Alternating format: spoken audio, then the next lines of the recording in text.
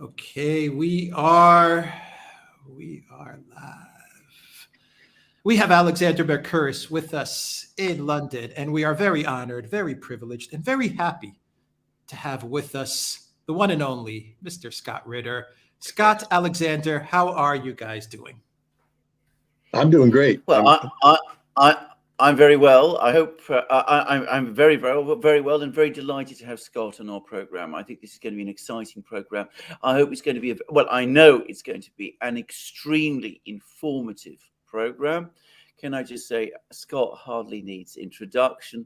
He's one of the people who was my absolute hero when I was, 20 years ago, when there was the conflict in Iraq, and he stood out courageously against the rush to war then. I didn't know so much about him before in the 1980s, the work that he was doing as a weapons inspector in the Soviet Union, but he's written a marvelous book on the subject, and one which, frankly, everybody who really wants to understand what the construction of peace is all about and the importance of peace is all about should read. I mean, it's absolutely wonderful book. And frankly, Alexander, I've got the information to Scott's Substack, as well as the link to the book in the description box down below, and I will also have it as a pinned comment as well when the live stream is over. So before you get started, Alexander and Scott, let me just say a quick hello to everyone that is watching us on Rockfin, on Odyssey, on Rumble, on YouTube, and on the Duran.locals.com. And to our moderators, to our awesome, amazing moderators. I see Zarael with us. I think I saw Valies in the house as well. And I'm sure more moderators will be joining as the stream rolls on. So, Yue is in there as well. So, Alexander, Scott, let's begin. Let's start this live stream. I pass it over to you two gentlemen. Well, let me just say one thing. I appreciate you pointing out the moderators because they are sort of the unspoken heroes in this social media world here.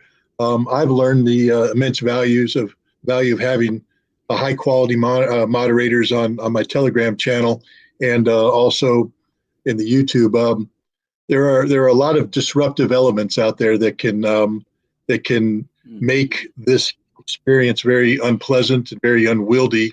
The NAFO people and people that I want to apologize in advance to your moderators because I know that I bring a lot of that with me when I come on a show like this. So hopefully I don't make their experience too unpleasant. But I'm glad that you brought it up because they are really sort of the unspoken heroes of this new social media world that we live in of interactive discussions and debate. So I apologize for interrupting. I just wanted to highlight how important I think it is the role that the moderators play. Yeah, our moderators are rock stars, absolute rock stars. Alexander, Scott, let's get rolling. Well, as I said, the other thing to say about Scott is, of course, he's a major in the U.S. Marine Corps, a absolutely top strategic planner. He was there with Norman Schwarzkopf when there was the war in 1991, that's right. So he's also somebody who understands war and he understands conflict, and we are in the middle of a war, something he's always fought to prevent, can I say, but something which he understands also, which unfortunately cannot be said, or so it seems to me, for many of our leaders or many of our journalists. So we are in a war situation. And Scott, you've just been to one of the countries that's been involved in this war, which is, of course, Russia. You've traveled around the country. You've been interviewed by people there. You've met many people there. You've gained an impression of what the mood is. And it's not easy to visit Russia nowadays, at least from the West. Well, not especially easy. What were your overall impressions? Did you find people worried, stressed, demoralized, hopeful? Are they informed about things? Do they talk about these things? What was your sense about the solidity of the political situation? Well, let me start off by saying that the Russian people that I met, and as you pointed out, I I met a broad spectrum of people, from high-ranking officials down to the man and woman on the street and everybody in between. Working class people, bureaucrats, you name it, I met it. They're extraordinarily well informed. So I think there's a misperception out there that the Russian people are prisoners to Russian propaganda and they are ignorant of the reality. They just don't know what's going on. They know everything that is available on public sources. I was over there and, I have my, I'm a dinosaur, so I have an AOL email account, as you know, and you probably chuckle every time you send me an email saying what a loser that guy is. But, but I couldn't access that, and I couldn't access Facebook while I was in Russia because they have, the government, of course, seeks to block. And I suffered in silence for a little while until I brought it up to someone, and they said, let me install a VPN. And I went, what? And they said, yeah, let me install a VPN. Boom, boom, boom. Total connectivity. The fact of the matter is every Russian has a VPN. There is nothing blocked in Russia. They read everything. They know everything. And these are people who have an insatiable appetite for information. The idea that the Russians are these automatons who just blindly follow their dictator, Vladimir Putin, who tells them what to do, is as far removed from reality as possible. I will say that I experienced overwhelming patriotism. People need to understand that the people who were opposed to this war have largely fled Russia. They're gone. And to many Russians, it's good riddance. Please open the door. We're not going to hinder you. Leave. Go, go, go, go. The people that remain are people who believe in Russia, who are dedicated to Russia, and who are firmly Russian patriots. But that doesn't mean that they are blind to what's going on. Almost without exception, no matter whom I met, they said, we are behind Russia, we support Vladimir Putin, but we have questions. And one day we're going to ask these questions, and we want answers. We expect answers. Because they recognize that everything isn't perfect. Everything isn't a bed of roses. Everything isn't wonderful and utopia. That there were problems. There are problems, and they have questions. But they also understand, and this is something that people need to get through their heads, that from the Russian perspective, this is a conflict not between Russia and Ukraine, but between Russia and the collective West, and that this conflict is existential in nature. This is why when I visited Volgograd, which I have to tell you was, for me, one of the most emotional visits of my time, of a very emotional trip.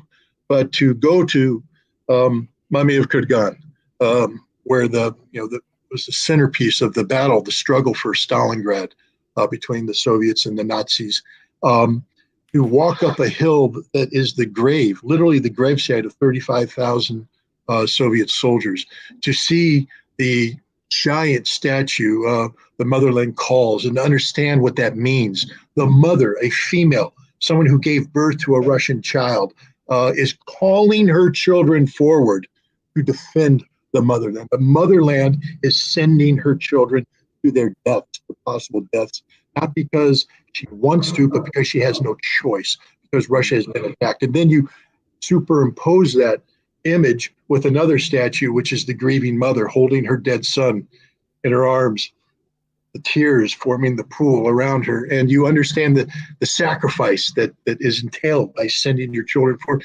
And this isn't just history. It is history. It's important history. It is the reality. Russians visit this place. Russians know their history. And for the average Russian, I don't have to explain this. As soon as I start talking about it, they go, yeah, we got it. This is what we feel. This is in our heart. They are in an existential struggle for their survival. Now, if you live in Moscow or you live in St. Petersburg, you will find a class of citizen that is a little bit removed from that. These are people who are very, like you find in any city. I'm not picking on them. I'm just stating the reality. They're very materialistic. They're interested in, what restaurant we're going to eat at tonight, what clothing, what suit I'm going to wear, what dress I'm going to wear, how I look, how is my, their TikTok or their Instagram or the same kind of nonsense that exists in the West. I call it superficial or shallow. It overwhelms both Moscow and St. Petersburg.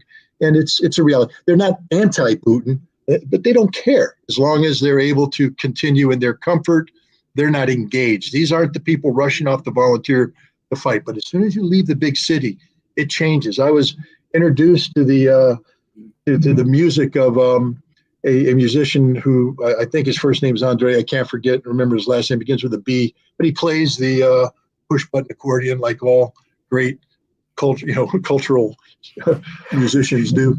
But there's a song he sang called the Combiners. And I just encourage everybody to go listen to that song because it's the reality of Russia outside of Moscow, the reality of Russia outside of St. Petersburg. It's about the men in the Volgograd region who get up every morning and drive the harvesters, the giant harvesters that bring in the crops, the rye, the wheat. And as he says, they're not woke. They don't have a V-contact page. They're not on the internet. They don't shop at these stores. They just work long days. They drink, and he gave it's a cute little thing. Gives the chemical formula for ethanol, which is moonshine and things like that. But that's Russia. That's the reality of Russia. Those are the people that make Russia work. Those are the people that get up every morning, go to the factories, get up every morning, harvest the crops, just like in America, the heart and soul, the bread and butter, the salt of the earth. And they existed. They are patriotic. They are from the earth. They are Russia. They define Russia. And anybody who thinks that you can break the will of these people, you can't. It's unbreakable will. It's deeply patriotic. And again, they support their leader, Vladimir Putin. They have questions. They have questions. Just because they drive a harvester doesn't mean their brain stopped working. In fact, on that harvester, the long hours they put in, they have a lot of time to ruminate, reflect. They have questions, many questions, but they're not going to let these questions get in the way of support they have for Russia in this conflict, which is an existential conflict between Russia and a collective West, which is determined to destroy Russia. And the Russians know this.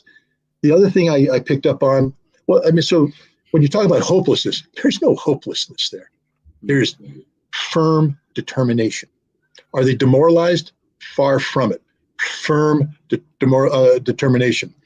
Are they, are these the USA types? No, because the USA types I call sunshine warriors. They're there when everything's going well. They're there when the weather is warm, when there's no sacrifice. These aren't. These are the winter soldiers. These are the winter warriors. These are the guys and gals that will be there no matter what. They're never going to lose their resolve. They are behind their country 100%. And they're enabled by this, by the fact that Russia is working right now. Anybody who thought economic sanctions was going to have an impact on Russia, travel to Russia. The first city I landed in was Novosibirsk, third largest city, fastest growing economy. The fastest growing economy. They have billions of dollars pouring in from outside investors to being invested in Russia. Russia is thriving. There's construction taking place everywhere.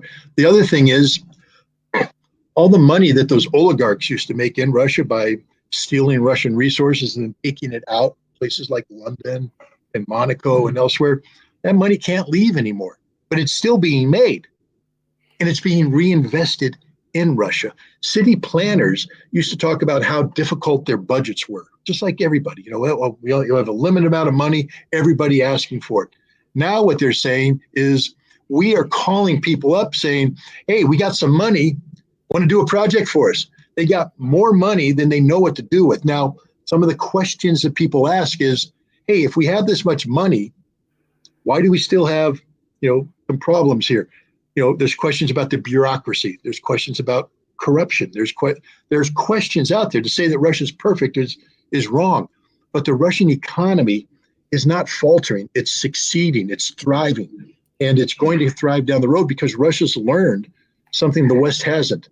that there's a world out of Europe and the United States. There's a big world out there that does business on a daily basis. And right now they're doing business with Russia, and Russia's doing business with them. And things are going pretty good. So the idea that you're going to break Russia economically, that's failed. Russia is succeeding. And the idea that you're going to break the spirit of the Russian people, that will never happen. Do they want this war? No. Almost everybody wish this war never happened. These aren't people that sit there and froth at the mouth. And the fact is, the further you get away from the Donbass, the closer you get to the Donbass, the more you get people who say this war was inevitable. We had no choice but to go into this war that we've been in. War has been in, going on since 2014. And you get that emotion, that dynamic.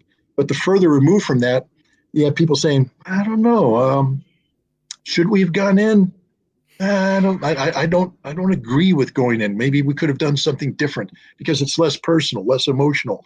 They didn't have relatives in Lugansk and Donetsk. They didn't have people in Mariupol.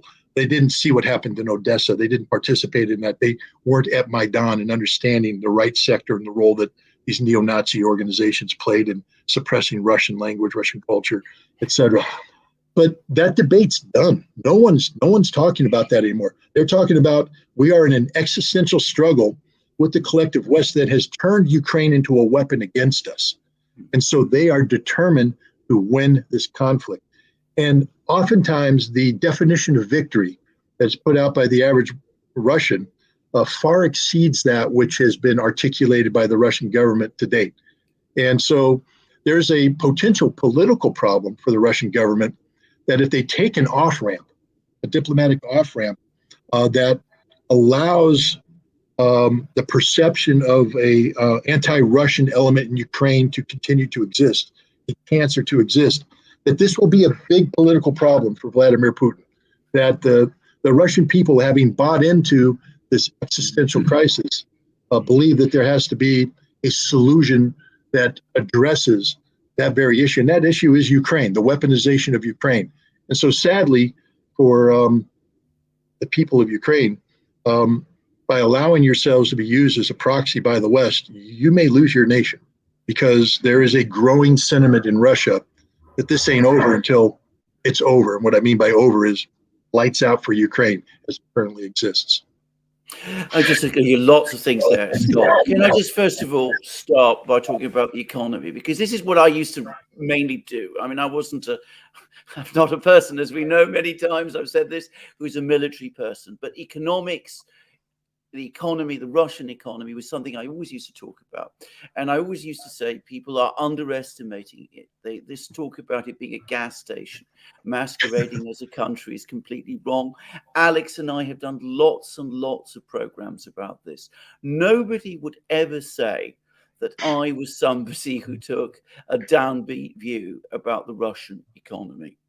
Even I have been astonished at how it has shrugged off the sanctions. I mean, it was a surprise to me how resilient the economy proved to be in the face of the sanctions, how it absorbed the sanctions blow and came out strong. And indeed, not just strong, but arguably stronger. And I think this is something that I'm going to say it. I don't think even the Russian government expected. You're right. I think they were not sure at all before the conflict began. I think this is making them extremely nervous. And I think a lot of the decisions that were made in the first weeks and months of the war were influenced by this. I think they were extremely nervous about what was going to happen with the economy. They didn't know exactly what the sanctions were going to be. They were fully prepared for a big economic crisis. They weren't sure how the population would react, both to the sanctions and to the fact that this, that the country was finding itself in a war situation. And I think that the government was astonished both at the strength of the economy and at the degree to which the wider public, the Russian population, understood very quickly what was at stake and as you said, rallied to the defense of the motherland. And if you know anything about Russians, you'll know how important the latter is. And the most interesting thing about this conflict is it's been going on now for a year and a half. And my sense, just, from following opinion polls, reading comments, is that the mood in Russia, exactly as you say, has actually got harder. In other words, we have found that instead of anti-war sentiment rising in Russia, it's been, if anything, the diametric opposite. As you correctly say, there's a determination to see this thing through to the end. Now, I have to say, I think in respect of the latter, I think the actions of the Western leaders have been nothing short of disastrous. And I do wonder sometimes about the kind of advice about Russia that they're getting.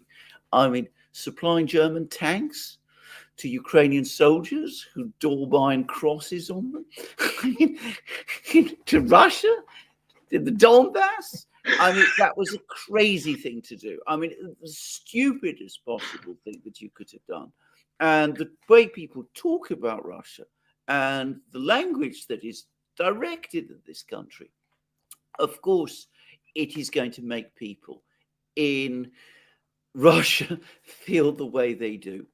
And I come back to this because, of course, you have the job of, providing advice. You're an intelligence officer. You're a member of Veterans Intelligence Professionals for Sanity, one of the few really good institutions left, as far as I'm concerned. I mean, what kind of advice do Western leaders get nowadays? I mean, do they believe their own myths? I mean, do they get information about Russia that makes sense? Did they really think when they ordered all those sanctions that the economy was going to collapse like a house of cards?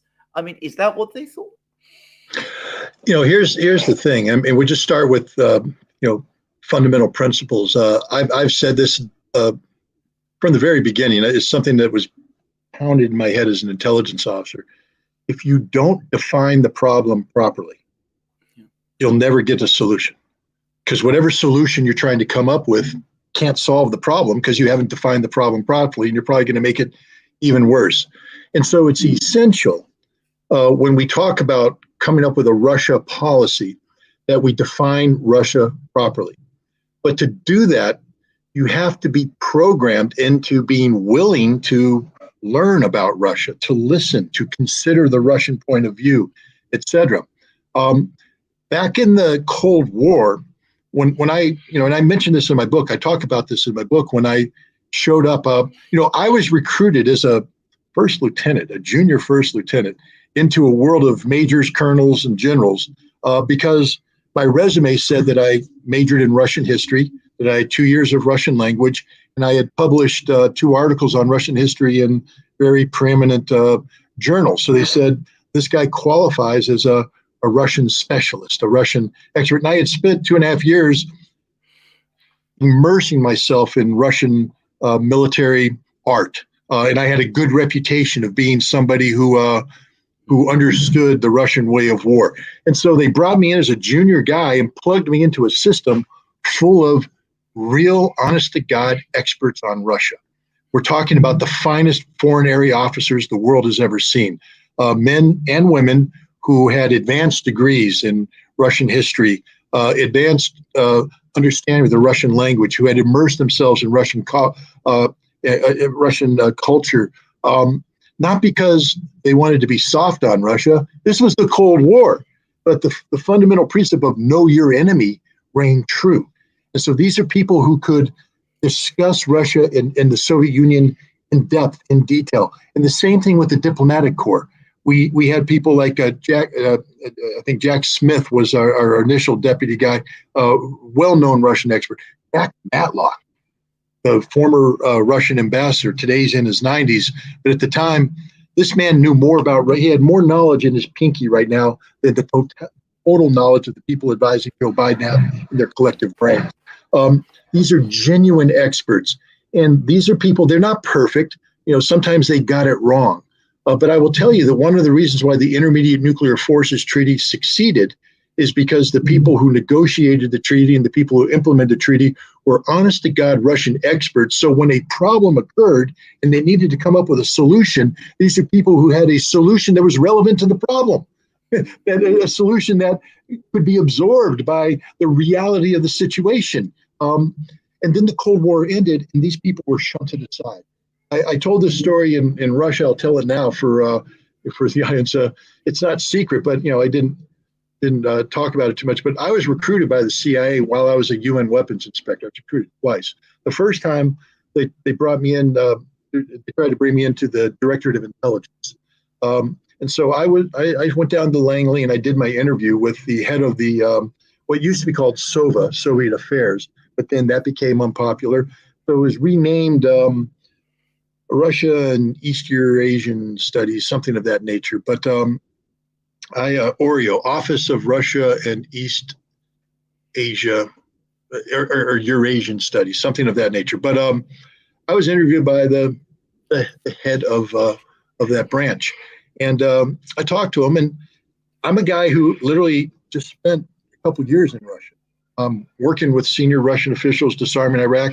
My knowledge is top notch. And he said, "Yeah, we don't want you." I said, "Why?" He said, "Old school thinking. You're tainted by your Soviet experience. We don't want any of that. We want new thinkers. We want people to come in to reimagine Russia as it is, not as it was." I'm like, that's crazy. And it was crazy because the people they brought in were there to manage Russia. That's the term he used, to manage Russia, not to know Russia, not to understand Russia. And this is the beginning of the problem that we have today, because this is how people like Michael McFaul, who is former ambassador today, big name, Fiona Hill, Angela Stent, all the current experts developed in the 1990s. First of all, let's understand from a Russian perspective, the 1990s was literally the worst time in the world.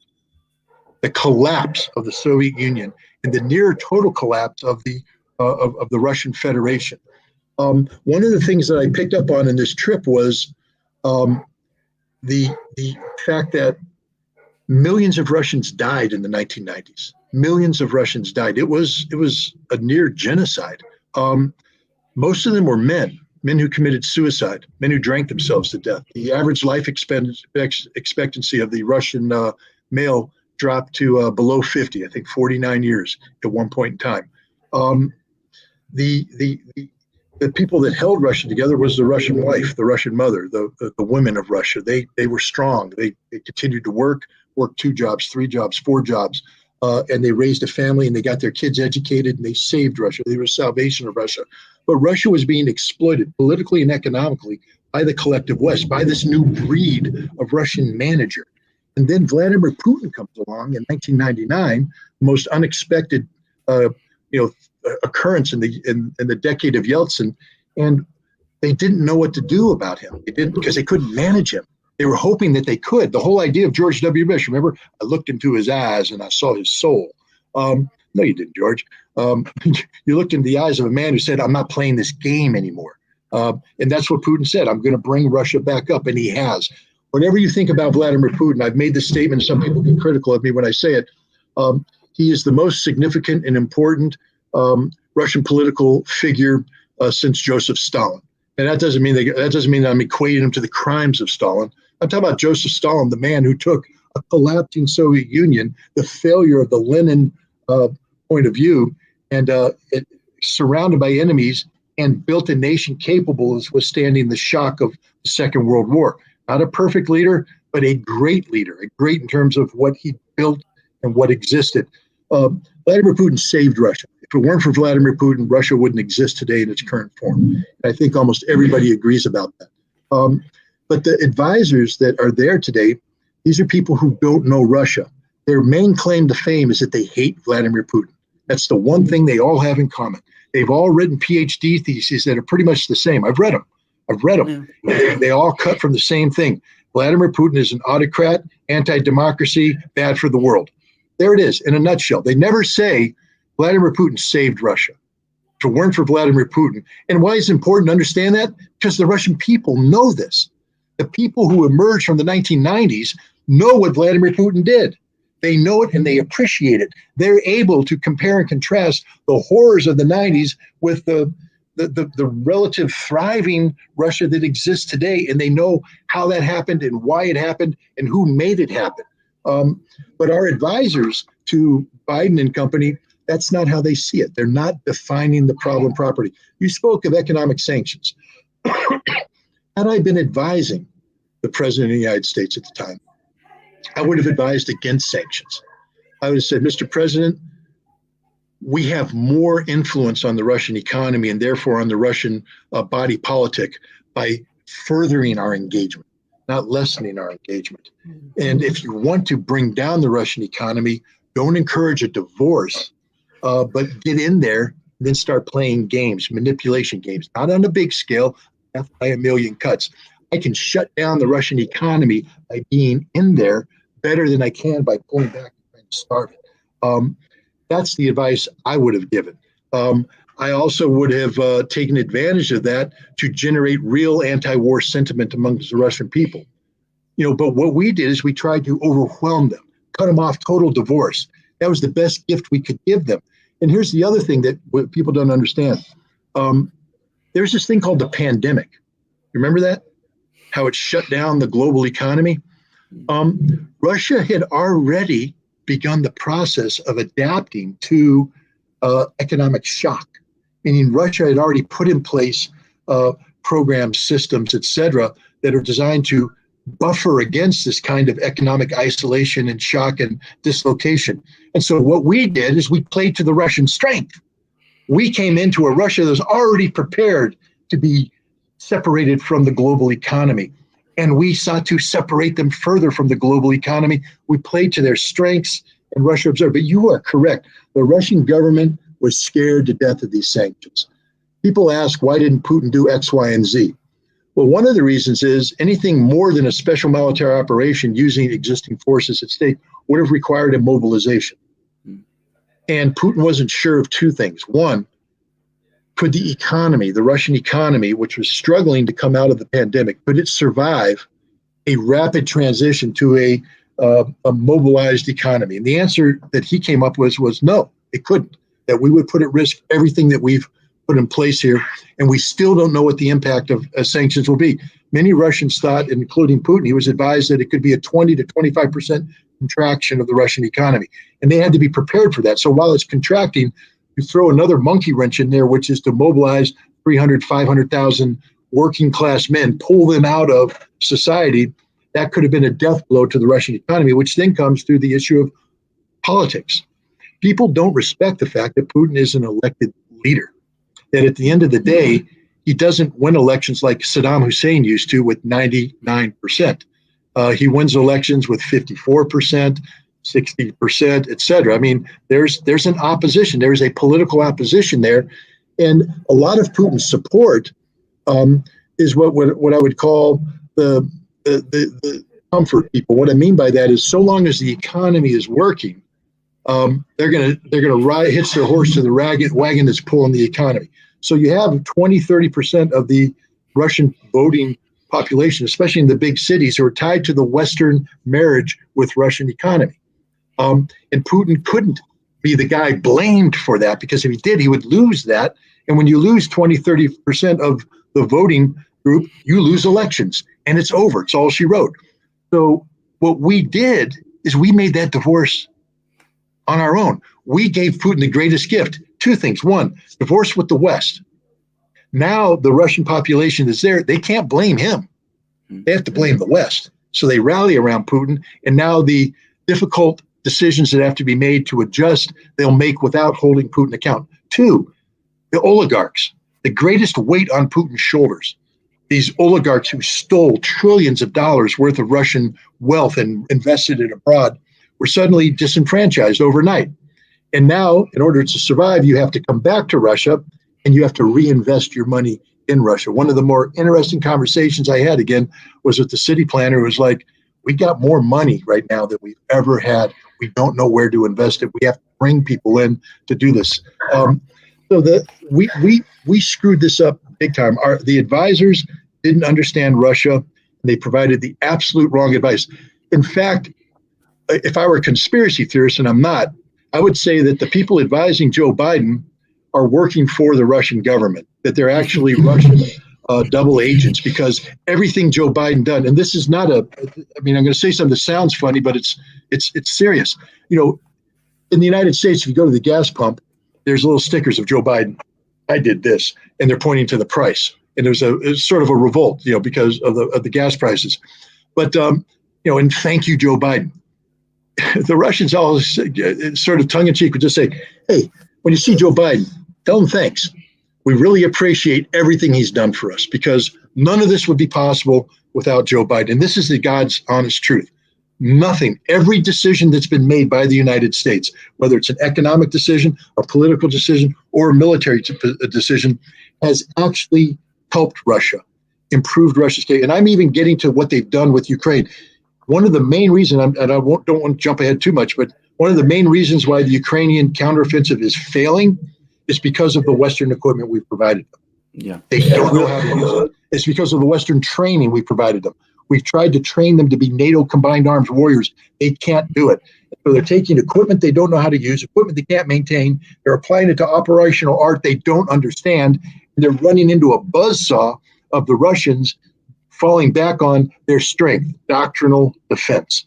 And, newsflash, the guy who wrote the modern version of this, Colonel General Romanchuk, he wrote it while he was the lead instructor at the Russian Combined Arms Academy in Moscow, published the work. They designed the defenses in Ukraine or in Novaya Russa around his work, and then they pulled him out of the academy and they put him in charge. So understand that while we weakened the Ukrainians by giving them equipment they don't know how to use, a doctrine they don't know how to employ, etc., the Russians took the guy who invented modern doctrinal defense, built the defense based upon his thoughts, and then put him in command of it. So the Russians are literally playing to their strength everywhere, and we have weakened the Ukrainians. Everything we've done in this conflict, economy, look how Russia integrates with the world today. Everywhere, Russia, Lavrov, this diplomat, instead of being isolated, everywhere he goes, the red carpet comes out. People say, "Come on in, my new best friend, Lavrov." As opposed to Blinken, wherever he goes, people are just like, "We don't like you. You're useless to us." Everything we've done has backfired. Joe Biden's policies have been horrible. And the main reason, coming back to your question, is the people advising him don't know Russia. To know Russia doesn't mean you have to be a friend of Russia. But to know Russia means you have to have the intellectual curiosity to understand Russia, to define Russia, to understand what makes Russia work. And only then can you articulate policies that either weaken Russia or, if you're smart, work with Russia to come up with a joint thing. We could have gotten Russia to a negotiated settlement months ago. This war could be over. Hundreds of thousands of lives could have been saved. Ukraine could have been saved as a viable nation state. Europe would not have to go through this horrific economic deconstruction. All we had to do is understand Russia, and we could have come up with a solution that, when you compare and contrast what would have been with what's going to be, would have made Russia a little bit weaker. We've strengthened Russia, and the Russia that's going to emerge in the post-conflict is going to be a stronger Russia, a more determined Russia, and one we don't have a solution to. I completely agree with everything you said. Actually, I think you're entirely right. And can I just say, talking about the international reaction outside the West, I was just seeing earlier today the Burj Khalifa in Abu Dhabi, the tallest building in the world, 4th of June, Russia Day, and it's all, the whole of it is the Russian flag from top to bottom. I mean, it's absolutely quite astonishing. Since you brought up the counteroffensive, and let's in fact talk about the offensive. You were a military planner. I mean, it was one of the things you were really very good at. I mean, you were there in 1991, as I said, with Norman Schwarzkopf. You came up with plans. Would you have advised Ukraine to launch an offensive against these enormous fortified lines? I mean, I am not a military expert. I look at these things. I was reading in the Daily Telegraph the other day that these lines are, well, they say almost impenetrable. I mean, the word almost takes my breath away. 30 kilometers deep, apparently, in places. Enormously elaborate. and you're supposed to send a force that you've cobbled together in a few months to attack these lines without an air force, as far as I can see, without much of an air defense system either, against electronic warfare. And the other side outmatches you in guns and machines and things. I mean, I don't understand. I mean, maybe there's something here I don't understand, but I don't understand the logic of this offensive at all. And I understand, what I do understand is that we're seeing every day pictures now of tanks that we've supplied, these Leopard 2s, these Bradley infantry fighting vehicles. What I see of them is burning on the steppes. There's pictures this morning of Russian soldiers wandering around them. Some are trophies. I mean, putting aside the question of the equipment and the training, is the concept of this, I mean, does it make sense? I mean, could it work? Yeah. Well, let's back up, just because sometimes when I answer a question, people don't understand the foundation of my experience and my knowledge in answering this. And this one actually plays to one of my great strengths. In September of 1990, I was pulled out of amphibious warfare school and attached to a special planning unit working for the Commandant of the Marine Corps. That's the 4-star General Al Gray, the man who invented modern maneuver warfare. And my job, along with these other people, was to come up with alternative courses of action for the Marine component of the future Gulf War, because at that time, General Norman Schwarzkopf, an Army general, went to put 2 Marine divisions online on the ground and charged through the thickest part of the Iraqi defenses. And we're going, that's not maneuver warfare. That's stupidity. That's what we don't want to be doing. So I actually designed a amphibious assault through the Al Peninsula, core-sized. And when I say designed it, I'm talking about the most detailed planning one could imagine. And it was briefed to the Commandant of the Marine Corps, and he approved it. We took it to Schwarzkopf. Schwarzkopf shot it down because he said, no, he has this army plan, which is to send the great Hail Mary left hook. What the Marines' job was to fix the Iraqis in place. And we're like, really? So you just want us to go into the trenches, grab the Iraqis, and get involved in this life and death struggle where we just churn up Marine bodies? No. So next job I was given was we had this giant computer called Janus, Janus, Janus computer. And back there was a supercomputer. My job was to program in the Iraqi defenses. So I went to the CIA, I got the aerial photographs, I got all the electronic order of battle, and I built the Iraqi defenses from the ground up down to the squad level.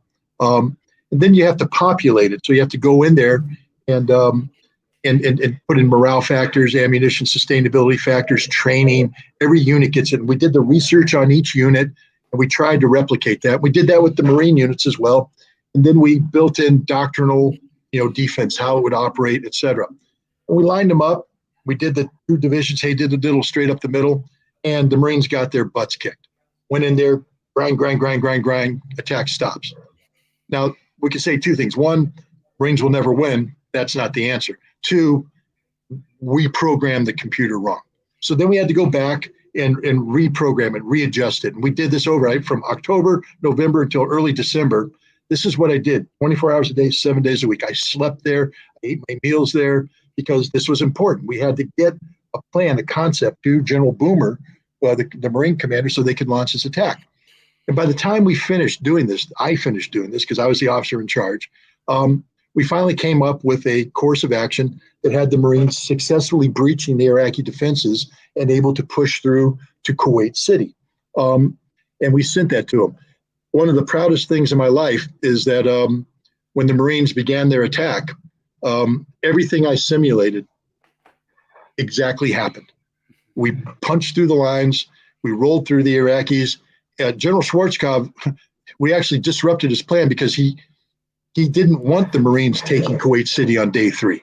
He wanted the Marines to be in the trenches sucking in Iraqi reserves. Instead, we punched through and we took Kuwait City, and we prompted an Iraqi retreat that led to the highway of death, that led to Colin Powell stopping the war prematurely. So in many ways, the Marines' success was the failure of the campaign because we didn't destroy the Republican Guard. But that's another story. The reason why I bring that up is when I was reading about the Ukrainians, NATO has its own version of Janus. It begins with like Cora or something of that nature. It's a computer. There were NATO programs in, all that stuff. And the Ukrainians sat down with NATO and did the same thing for the Russian defenses, the same thing. And they sat there and they programmed it in. But then I listened to what they're talking about. Assumptions are the death of people. Don't assume anything. Know what you're going to do. They assumed that they picked. If you look where the Ukrainians attacked, they attacked at the juncture between the 70th Regiment and the 291st Regiment of the 42nd Guards Motorized Rifle Division, right in Zaporizhia. Why? Because the 70th Regiment, when they first went into Ukraine back in March last year, had a tough time of it. They got slapped around. They got overextended. They took heavy casualties. And so a lot of the soldiers that were in the 70th Regiment are mobilized soldiers. So people who were mobilized and brought in and reintegrated into the 70th. So the assumption was that the 70th is a defeated unit equipped with, it's built around soldiers with poor morale, poor training. They're not going to function. So imagine programming that into your computer.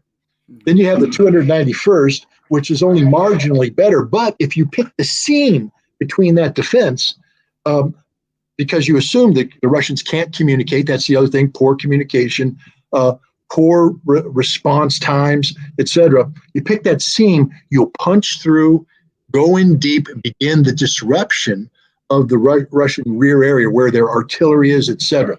And now once you disrupt the artillery, you force displacement, the Russians lose firepower superiority that is built into their defensive doctrine, and now you flood the zone with the follow-on brigades, and now you have your punch through to Azov. And that's what they did. They programmed the damn computer wrong. What they did is they came in the 70th, the boys didn't run. They also programmed in that they didn't understand that a retreat, tactical retreat, is not a strategic withdrawal.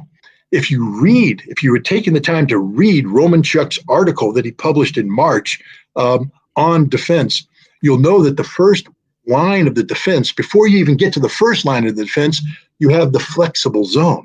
And the flexible zone is a series of strong points that are designed for you to come and push. And what they'll do is they'll hold in certain areas and they'll make it soft in other areas. So as you push, where you go through is where they want you to go through. They suck you in. So as you come in with your 47th Brigade, and your 33rd Brigade, with your Leopard tanks and your Bradley infantry fighting vehicles, and you come pushing in, the Russian troops from the 70th Regiment, that horrible unit with those poorly trained boys that weren't going to run, they withdraw. And as they withdraw, you come in, and where you're coming in is the pre-registered fire zone of all the Russian artillery in the world. It comes in and just blasts the living crap out of you. And then those boys that ran, they didn't run. They went back to the next line of defense, reorganized, and after you got finished blasting, they counterattacked and they pushed you right back.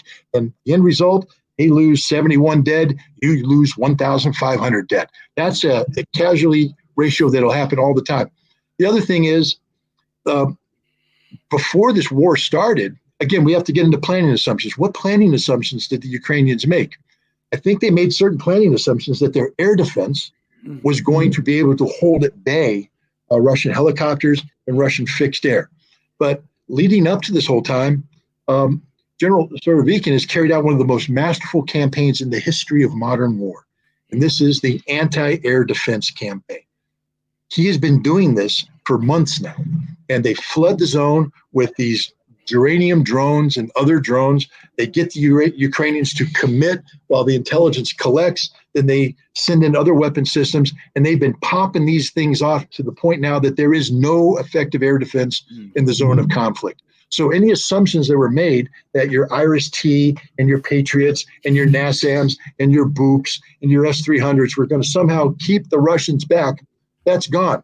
And so the Russians now are coming in, and they have a new weapon. That's the Fab 500 glide bomb.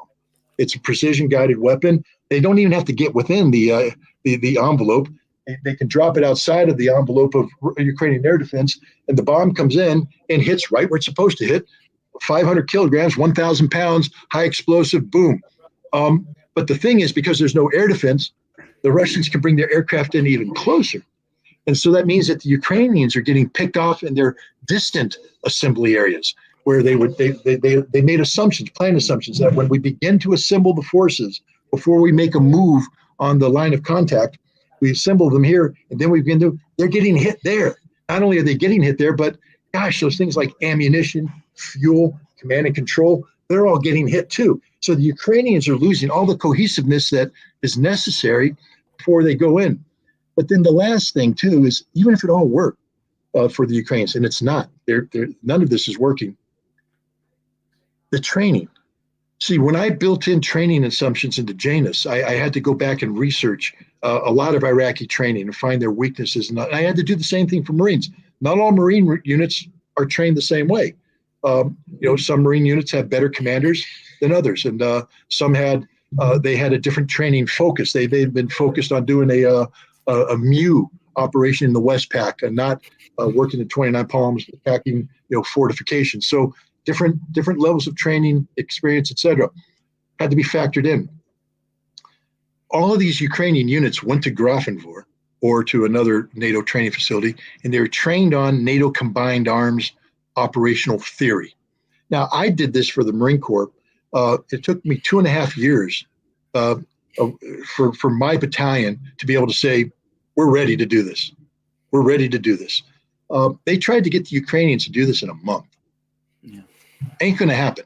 So these guys are going in with a computer, Cora, that they're programming wrong, and then they're coming in with certain assumptions that you're going to be able to do a passage of lines, you're going to be able to do a side-by-side assault coordination, you're going to be able to coordinate fires, you're going to be able to suppress air defense, all this.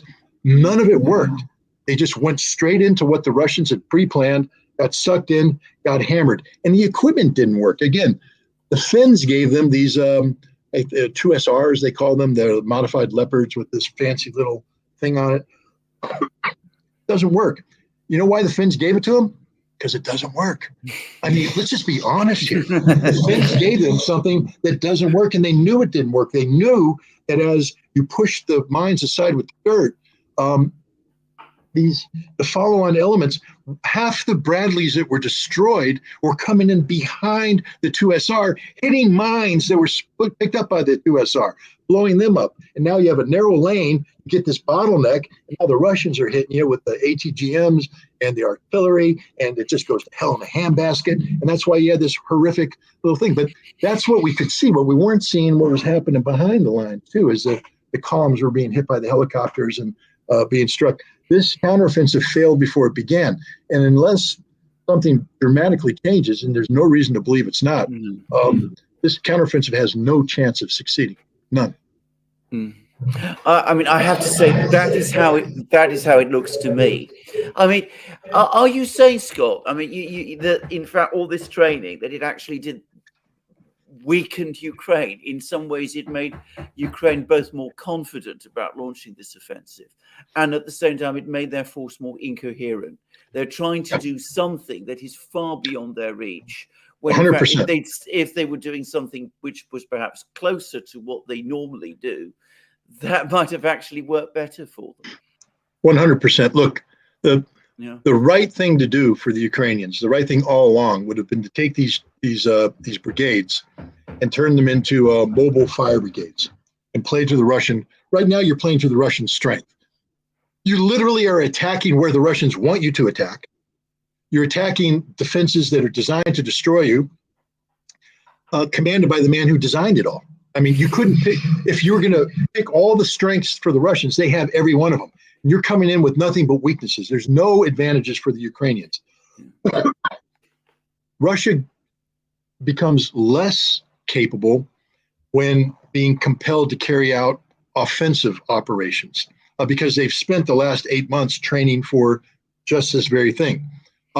The Russian objective is to wear the Ukrainian army down to near zero so that when they do transition over to the offensive, And by the way, I had a fascinating conversation with somebody earlier today, who said, the Ukrainians are doing the Russians a huge favor, because in order to create these corridors into the Russian defense, the Ukrainians are removing all the landmines, all the obstacles, everything. The funny thing about superhighways is they work both ways. Mm. So if you create a superhighway to the Russian defenses and then your military is destroyed, you've created a superhighway now for the Russians to flow to you into your death. And if the Ukrainian military is gone, all of these 12 brigades destroyed, there's nothing to stop the Russians. What I would have done is built my own barriers. I would have put the onus on the Russians to move forward into my defenses, and I would have used the mobility and the firepower that was accrued by this to force the Russians to come into my air defense. I would have done my air defense differently, because it's a different mentality in laying out your air defense. If you're trying to project air defense forward, you've got to have your air defense closer to the line so that you can stop the Russians behind their lines. That makes them more vulnerable. But if I want to bring the Russians to me, I put my air defense back in a layered area, forcing the Russians to come in towards me, higher risk, et cetera. And then I would move it around a lot so that Russian intelligence can't target it, et cetera. And I would have done my defense the same way. Small units that, as the Russians come in, can coalesce, hit them, push them back, pull it back. And now you do what they say they wanted to do all along: make this war too expensive for Russia. And if you make it too expensive for Russia, then Russia will be compelled to come to the negotiating table where they have to give something up. I'm not saying that what Russia would give up or what. I'm just saying that that's a better way of doing it than what you're doing right now, because you're literally playing to the Russian strengths. I've actually heard a Russian actually make precisely the same point, that that for them the biggest worry at the moment is not that the offensive succeeds, but that the offensive is called off. That Ukraine actually calls it off and preserves some of these brigades. Exactly, and does exactly what you said. Now, I mean, I don't know whether that's how high up the thinking to that goes, but I have actually heard people make that precise very point on the Russian side. You were talking about the equipment, the Leopard 2 tanks, the Bradley infantry fighting vehicles. I always remember right at the very beginning, when the US was supplying M777 howitzers, you came along, you wrote a piece. I didn't remember, I think it was RT actually, but it was somewhere anyway that you wrote about it. You said that these guns are not really suitable for this battlefield. Can you explain what are the problems with these Leopard 2s and these Bradleys? What is the problem? I mean, I read all kinds of things. I mean, that they're big, they're heavy, they're complex, that the Bradleys are very complex, that they require very high levels of training. But I've also seen some Ukrainians say that they are just the wrong vehicle for this kind of terrain, that they work well in cities, that they work well in built-up areas in Western Europe, that they work well in deserts. They don't work so well in the steppe lands. What are your thoughts about this? I mean, have you any views about this?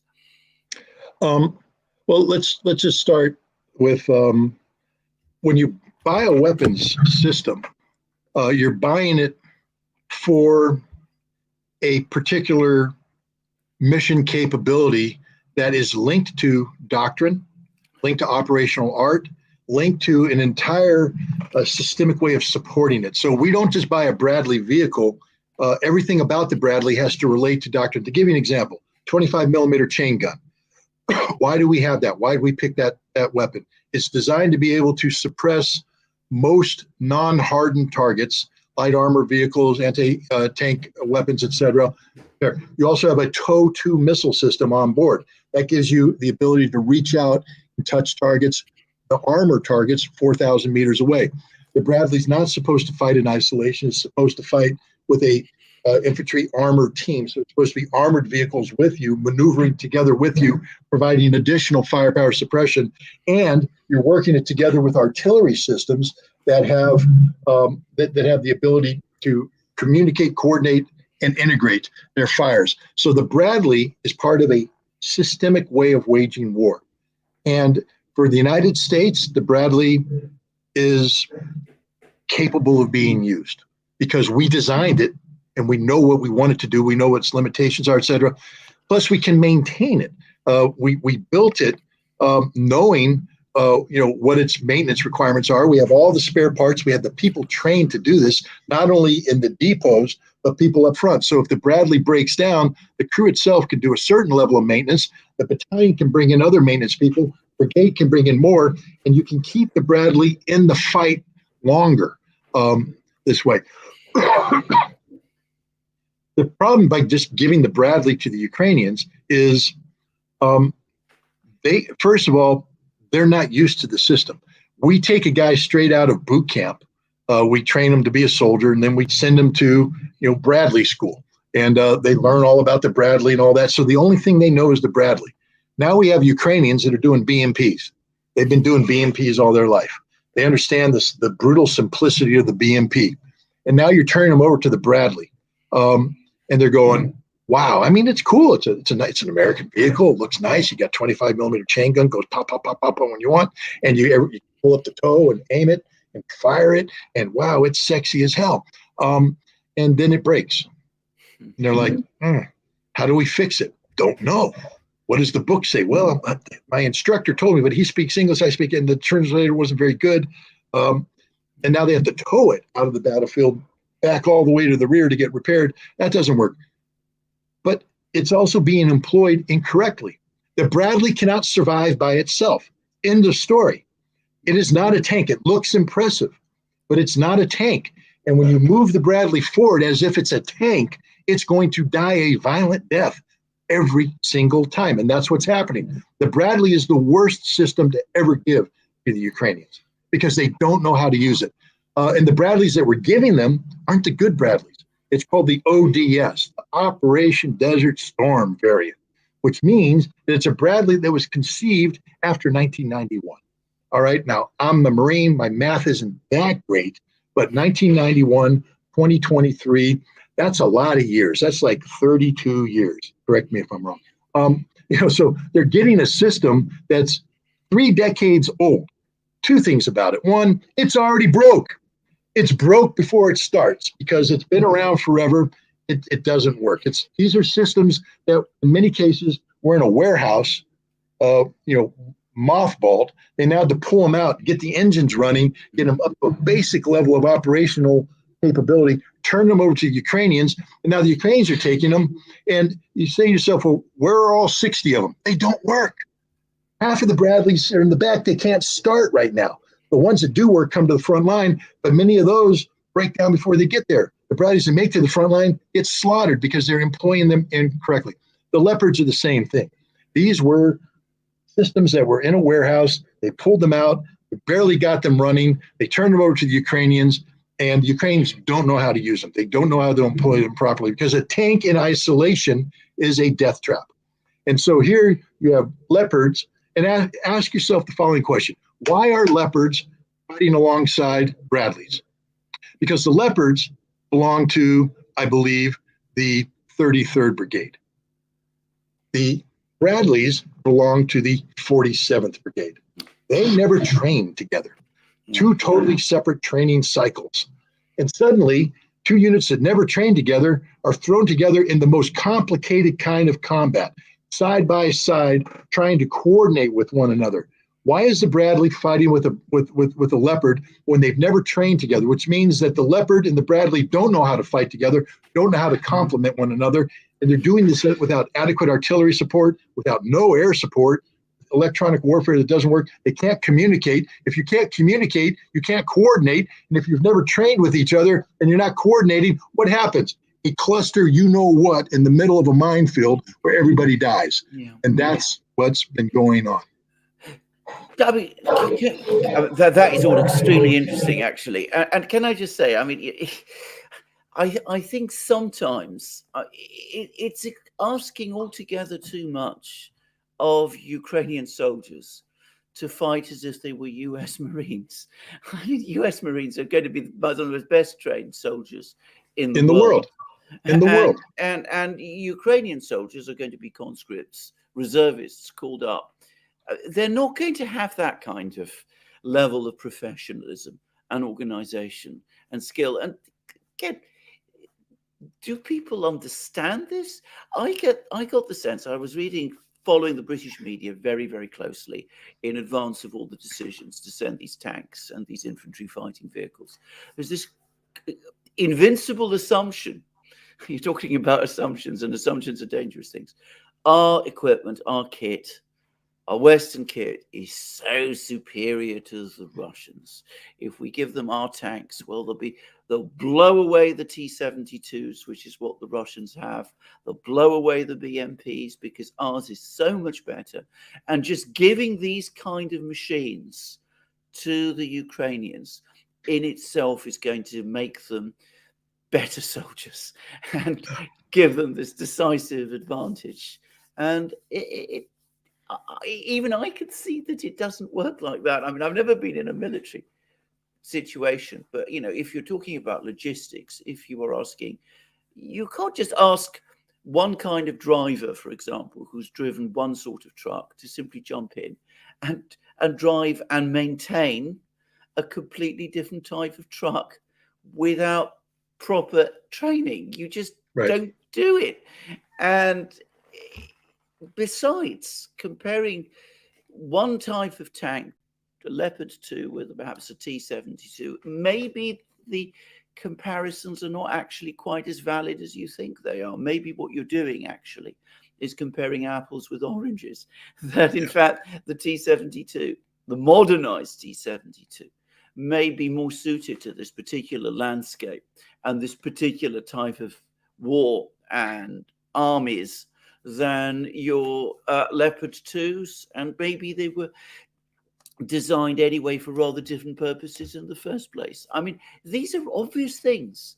And I also got the sense that, at least in Europe, the militaries were not happy about supplying this equipment to the Ukrainians, that they were aware that these problems would come about, and they were trying to get the politicians to understand it, but the politicians closed their ears and wouldn't listen.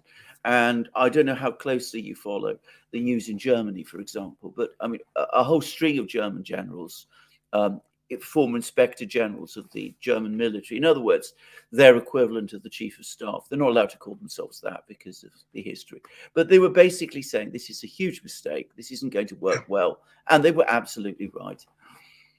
No, look, one of the things you learn in the military is we call it IPP, intelligence preparation of the battlefield. And there's a whole bunch of stuff that goes in, but one of the things that we used to do is take a potential conflict zone, and you identify your mobility corridors. You basically look at the terrain, and you come up with go, no go areas with different gradients. So you could predict, approach, movement speeds, et cetera, where you could logistically support, et cetera. So you'd look at the battlefield, so you'd have an understanding of, as you applied military forces to the battlefield, how the terrain itself would define what you do. Now, there's a difference between the way a 62-ton tank operates on a given piece of terrain and the way a 40-ton tank operates on a piece of terrain. Roads. Understand that when tanks go across roads, they chew the roads up. And so the roads, as they go across dirt trails, they chew it up. Any water applied to that becomes a muddy morass, and maneuvering a 62-ton tank through that is far more difficult than maneuvering a 40-ton tank. And so I have to believe that the Russians are professionals. I know they're professionals, and I have to believe that they do similar things that we would do. I know that if I sat there and I looked at the order of battle of the Ukrainian forces, and I laid out my IPP template, and I was doing, mobility corridors towards my defensive lines, I factor in terrain and everything, the advance dictates itself, because the Leopard becomes constrained into where it can go, where it can come in from once it gets to the battlefield, where it can advance on. And I sit there and go, these are the projected mobility corridors. So now I turn to my artillery and my aircraft, and I say, these are our pre-planned fire areas. This is where we're going to put minefield densities. we're gonna thin out the minefield here to suck them into where we want, and then we're gonna hit them with artillery fired mines behind, so that when they hit the main minefield, they turn around, the mines are there, they all die, and you win the battle before the battle begins by projecting onto the battlefield the order of battle. The weapons we provided the Ukrainians are not only insufficient in terms of maintainability and operation, but they limit the Ukrainians from an operational standpoint on where their mobility corridors are, how they can sustain that fight and continue that fight. We make the Russian victory that much more easier because the Ukrainian advance becomes very, very predictable because of this equipment. So the equipment doesn't work, it doesn't maintain, it can't be done operationally, and to compound things, it basically defines the direction it has to go on the road it has to go, so the Russians can blow the living crap out of it before it gets to where it wants to go. Can I just ask a very simple question, which is how often do these machines break down? Now, I ask this question because they are very, very complex machines. And again, my experience is not of tanks or anything of that kind, but of civilian vehicles, but civilian heavy vehicles. And they break down, civilian vehicles break down quite a lot. And we're not talking about vehicles that are, at least the ones I knew, anywhere near as heavy or as complex as these Western machines are. So how often do they break down? I mean, I would have thought that they must break down quite a lot. And again, it comes back to what you said. I mean, if they do break down, who's going to repair them? So the crews will need to know quite a lot about what they can do to fix them. And they'll presumably need to have some idea of what to do about fixing them when they're under fire, because if you're in the middle of a minefield and your tank breaks down, well, that will probably require an awful lot of training and an awful lot of courage, which no doubt is a product to some extent of that training, if you're going to be able to salvage that situation, salvage that vehicle and get it to move on again. I mean, I'm just asking this question again because I'm just curious. I've no idea. Nobody ever talks about this in the media here. I mean, we have an extraordinary brigadier called Hamish de Breton Gordon. An extraordinary brigadier name. Yes, but he was telling us about how Challenger 2s, you can drive them from one end of Canada to another and they never break down. Ever. And I never, ever, ever break down. And I have to say, just looking at the thing, and that's all I can do, but just looking at it, I just wonder. Look, here's the reality. In peacetime, and don't take my word for it. I mean, I wish Hamish was here right now, because I'd call him a liar straight to his face. Yeah. Because I'll tell him straight up, if you were a company commander, you know that for every hour you spend in the field, you have 3 hours of maintenance. You know that. That's in peacetime. That's best case. That's where everything's going well. To get your tank out there in the field, you need 3 hours of maintenance behind to sustain that. Which means when you design operations, a big part of the operation is you don't want to drive your battalion to death.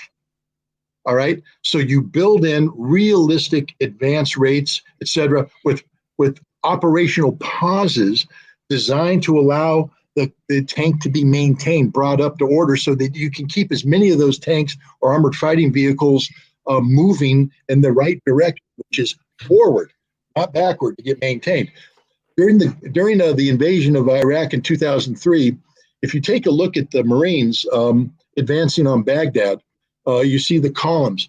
An interesting fact is most of the AAVs, the amphibious assault vehicles, were being towed because they done broke down, but the rate of advance was such that they had to keep moving forward. So rather than abandoning them there, we were towing half the vehicles to the front. We were towing Humvees, we were towing 2.5-ton trucks to keep the advance going. And thank God the Iraqis never mounted a significant counterattack, because we would have been in trouble. Because let me give you a hint: when you're towing an AAV, you're not very maneuverable. And so your tactical decisions, options, if called upon, are null. And the Army was the same way, towing itself to victory, because we outran our maintenance, we outran our logistics. you need operational pauses. I mean, one of the great things that helped the Army was this sandstorm that came up outside of Karbala early on, because it caused the Army to stop, have a pause. And during that pause, the Army was able to do a lot of the maintenance that was necessary to keep the units ready to go. Then they brought up the fuel, they brought up the ammunition, they could continue the push. The Marines weren't impacted by that sandstorm, so they just kept moving through the Kut Valley, and everything broke down, so they kept towing it. This is the fact. So if you don't have built in to your concept of operations sufficient operational pauses where your maintainers can come out and do the rudimentary task of just tightening the bolts, making sure the tread hasn't loosened up, because if you don't do that, you throw a tread. And pro hint, when a tank throws a tread, it stops moving. And when it stops moving, it's dead. And if it stops moving in a minefield or stops moving where the enemy is zeroed in, now you have to get into the business of trying to put that tread back on. You're exposed. You're going to die. So the little things. And the thing about combat is always the little things. This is the one thing you're always trained in the military early on is don't overlook the little things, because the little things become big things very quickly. If you take the time and effort, I know you're tired, Marines. I know you've been working. I had you out there for 26 hours, and I know you're going to be up in 4 hours, and I know you're thinking you're going to get some sleep, and you have to eat, and you have to do basic hygiene, you have to do all that kind of stuff, but you're going to maintain the damn equipment, because tomorrow when we move off the line of departure, it better not break, because that's your life. So fix stuff, clean your weapon, take care of your kit, make sure all your stuff works. Make sure the equipment works. Do the little things. That's time and it takes good leadership, but it takes basic knowledge that isn't trained into these Ukrainians from the beginning. In the Marine Corps, it's trained in you from the very beginning. Never, ever overlook the little things. The details matter. Attention to detail. Get it right. Give you an example. There's a brigade, the 81st Brigade. I think it's starting to become engaged up in the Artyomovsk area, but it is a Stryker equipped. So it's equipped with the famous American Stryker vehicle. This is, of course, a wheeled vehicle. The thing about the Stryker vehicle is it has this automatic suspension system so that you can raise or lower the vehicle based upon the terrain you're on. So now, if you're an American and you know this from the start, you know how to adjust it and all that, but it has to be maintained all the time. And I read up the literature because I'm not familiar with the Stryker. I was in the Marine Corps. We had LAVs. But I went and started reading all of the Army literature on Stryker maintenance. And the best place to go is to go to where they discuss the National Training Center. That's at Fort Irwin, California, where we send brigades to go out there and they go through very realistic combat training operations. And from a maintenance standpoint, you're running into the things you're going to run into if you go to war without actual shells hitting you, but your stuff breaks because you're out in the field doing stuff. And so they talked about this. You have to constantly adjust this system. If you don't recalibrate every day, the system drops and it shreds the tires. So now your tires pop, pop, pop, pop, pop, pop. Now you have a system with all flat tires. Let me give you a hint. It doesn't work that way. So you need a whole bunch of spare tires now to come in. And believe me, as well trained as the U.S. Army is, they would shred their Stryker tires all the time because they would forget the little things, the little maintenance thing. So what it constantly said is you have to make sure at the end of each day you bleed this valve, you do this. And it's a very complicated list of things that had to be done to do it right. And I'm like, do the Ukrainians have this? Has somebody done this and laminated it in Ukrainian language and taped it right up on the thing saying, when you shut down your system at night, make sure you bleed this valve, you do this. And then when you start it up in the morning, you have to reverse it so that you don't shred your tires. Because if you don't do that, tires get shredded. And this is the reality of all the equipment we've given them, all extraordinarily maintenance. Hey, Colonel Hamish, you're full of, and I won't use a bad word because I respect your channel too much and I respect you guys, but he's full of it. You know what he's full of. He's a lying sack of manure. The Challenger isn't that good of a tank, Colonel, and you know it. If you think it's that good, why don't you be a man? Go volunteer for the Ukrainians, get in the lead Challenger, drive to Moscow. You'll be dead in a minute, Colonel, because the Russians have been studying your Challenger tank for a long time, and they know how to kill it. It ain't that good. You know what the best battle tank is in the world today? The T-90. Yeah. The T-90 assault breaker. Why? Because it's new, It's designed for the purpose. When was the Challenger designed? A long, long, long time ago. And what they've done is they've taken an old design, they keep adding things to it. Ask yourself, look at the Leopard tank. Look at the applique armor on the Leopard tank. You know, the reactive armor that you put on there so it can take out a shape charge.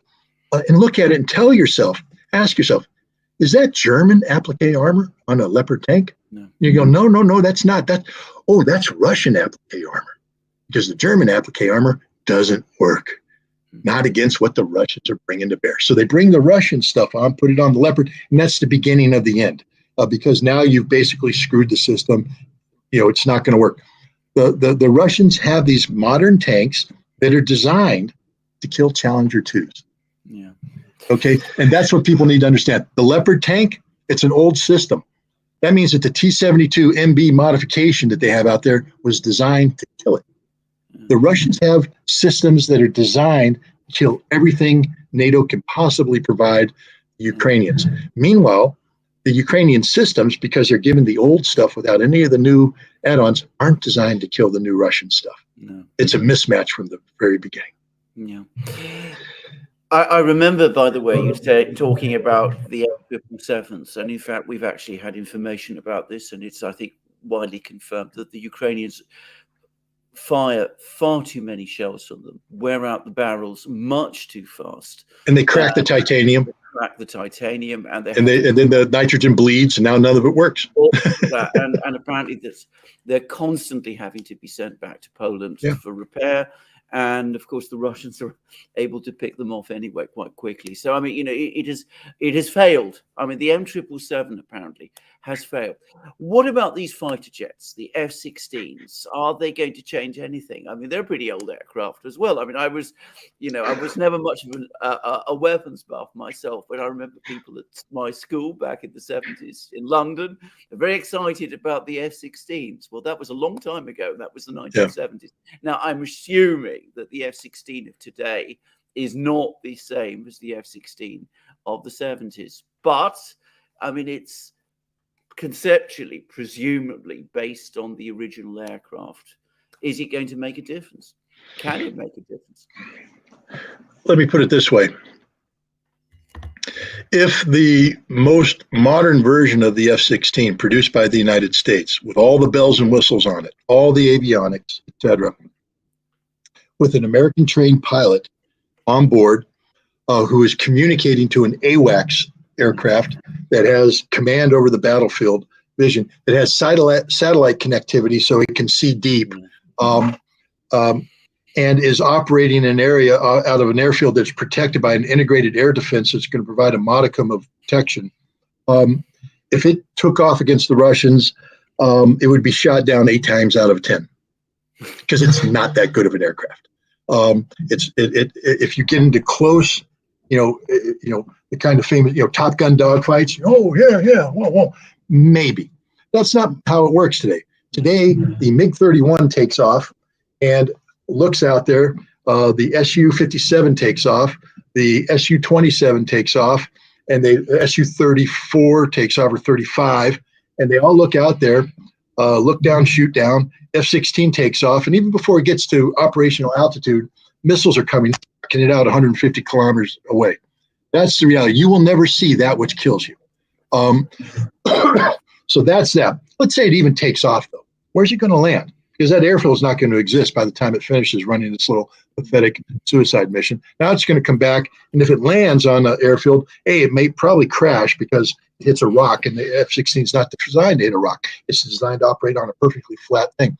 The other thing is foreign objects. For an F-16 to take off from an American airfield, you have to sweep the airfield in advance for FOD, foreign object damage.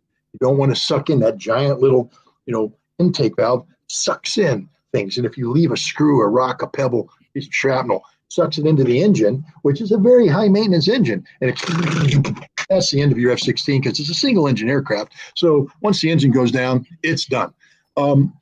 That's the best case. Now you're giving the Ukrainians an F-16. Let's look at the ones they may get first. They probably will come from the Netherlands. That seems to be the direction. The Netherlands have said, we're not ready to give them to them yet. Why? Because it's the F-16s they have are just now finishing their 24-year operational life expectancy. So the Dutch, because they love the Ukrainians so much, have to let the F-16 die first, meaning it's beyond its operational use. So now this old F-16, 24 years old minimum, is going to go off, and now the Dutch will go in and they'll upgrade it. This is like going to a used car. You know, you want to buy a Jaguar. Oh, I want a Jaguar, but I'm going to go to the used car salesman. And he's going to wait till somebody brings in the Jaguar that's already broken, done. He's going to take it in there. They're going to spray paint it, put the new car smell in it, tinker with the engine so that you don't see the leak, and then say, hey, and you drive it off the lot going, I'm in a Jaguar. The Jaguar doesn't work. So that's what's going to happen. Any F-16 that the Ukrainians get, it ain't going to work. The airframe is already overstressed. The landing gear is overstressed. Everything about the aircraft is overstressed. The engine is overstressed. These engines are high maintenance on the best days. And you need the crack American maintenance crew. That ain't going to happen. So you're going to get these F-16s. They're going to go into Ukraine. They're going to operate from what? An improvised airfield, which is where most of these things are taken up. They're taken off of highways. The Russians don't have to do anything. And they're all going to die. You're going to take off, break, land. They can't operate. But the bad thing is the Russians are going to shoot them all down because they can't fight because there is no AWACS connectivity. Yeah. These planes are taking off and they're going to operate on their own. They're going to vector in, line of sight, maybe try and get some communication with a guy on the ground. But the Russians are going to jam that communication. These things are going to go into a battle zone dumb. They're going to get shot down by Russian air defense. If they get up too high, they're going to be shot down by air-to-air missiles. And if they try to go back to their airfield, there's not going to be an airfield left for them to go. Again, we talked about this with the stuff. We are making the Ukrainians weaker by giving them F-16s. It's the worst mistake in the world we could make. It's not the right aircraft for the job. Let me put it this way. The Su-27 is a better air-to-air fighter than the F-16. The Ukrainians know how to fly the Su-27. We should be trying to get them Su-27s. We should be trying to get them more MiG-29s. And if we can't get them that, then we should be telling them to change their operational design to fall back in on better integrated air defense. And we should stop trying to patch together something on the fly. Why we sent the Patriot in with the poor training, et cetera. Purely automatic system. Understand it. You know the history of the Patriot. It's linked to Safeguard. Safeguard's a 1960s era weapon system designed to shoot down ballistic missiles as they come in, had a nuclear warhead, and it was on automated mode so that as the missile came in, the system took over, fired automatically. Automation was the name of the game. Then the Army said, hey, we want to adapt the Safeguard to the Patriot.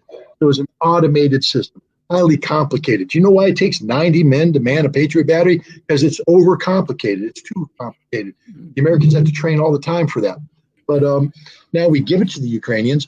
The only reason why the Patriot has a chance of working is if an American operator can get in there, shut off the automatic mode, go to manual control mode, and override all the stupid stuff that the radar's telling him to do, use his brain to weed through the crap and then send the missile off when it needs to be sent off to shoot down a target, maybe. But the Ukrainians don't have that training. They know how to turn it on. That's it. So the Russians come in, send in their attack, and immediately they fire off, comes in panic mode. You saw it at the end of the video. Absolutely. Panic mode, full automatic. Fire off its entire missile complement, and then bam, dead. Why waste your time doing that? If you're going to do it right. Rather than sacrificing 3 Patriot batteries, which is what we've done, why not still have the Ukrainians at Fort Sill I think Fort Bliss, White Sands, out there right now going through realistic modes, teaching them how to do the manual operation and teaching them what happens when an AWACS plane sends out its signal and you pick it up and it's a false signal so you don't waste missiles, teaching how to override, teaching how to tweak and all that stuff. You could do that in a couple months and then get it in there and it would be ready. Had we done that, Ukrainians might be able to use the Patriot more effectively than the suicide pill that it has become. But we rush everything in there. They get no training. The system's too complicated. And the end result is not only do they not have air defense, but now they have a system that was designed to operate with air defense, with no air defense, and the Russians are just picking it apart. What happens next? I mean, there's some suggestions that, I mean, I don't know whether we have another British Army officer who's also an MP, by the way, Tobias Elwood. He's, I believe he's the chair of the Foreign Affairs Committee, but I might be wrong about this. But anyway, he's come along and he said that they're going to stop in Zaporozhye. They're going to stop in the south. The Ukrainians are now going to attack in Donbass. And this is where the next big attack is going to happen. Does that have any more prospect of success than this offensive that we've seen so far in Donbass? I mean, are all the same problems that you've already outlined, are they all going to replicate themselves? And can you just simply switch offensives from one axis to another?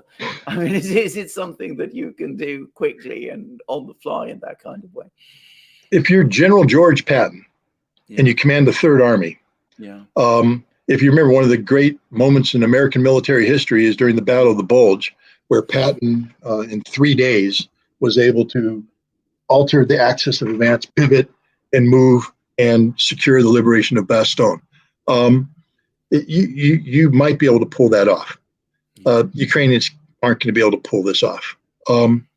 First of all, they're not advancing into an overextended. And remember, Patton was advancing into the flank of an overextended German offensive bulge that had no fuel, no ammunition, ran out its logistics, and basically collapsed like the house of cards that it was.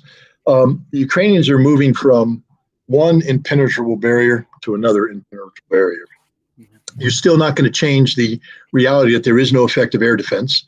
You're not going to change the reality that the Russians have overwhelming artillery supremacy, that the Russians have air superiority that gives them firepower supremacy with these glide bombs, and the fact that the Russian troops are ready for this. They're well prepared.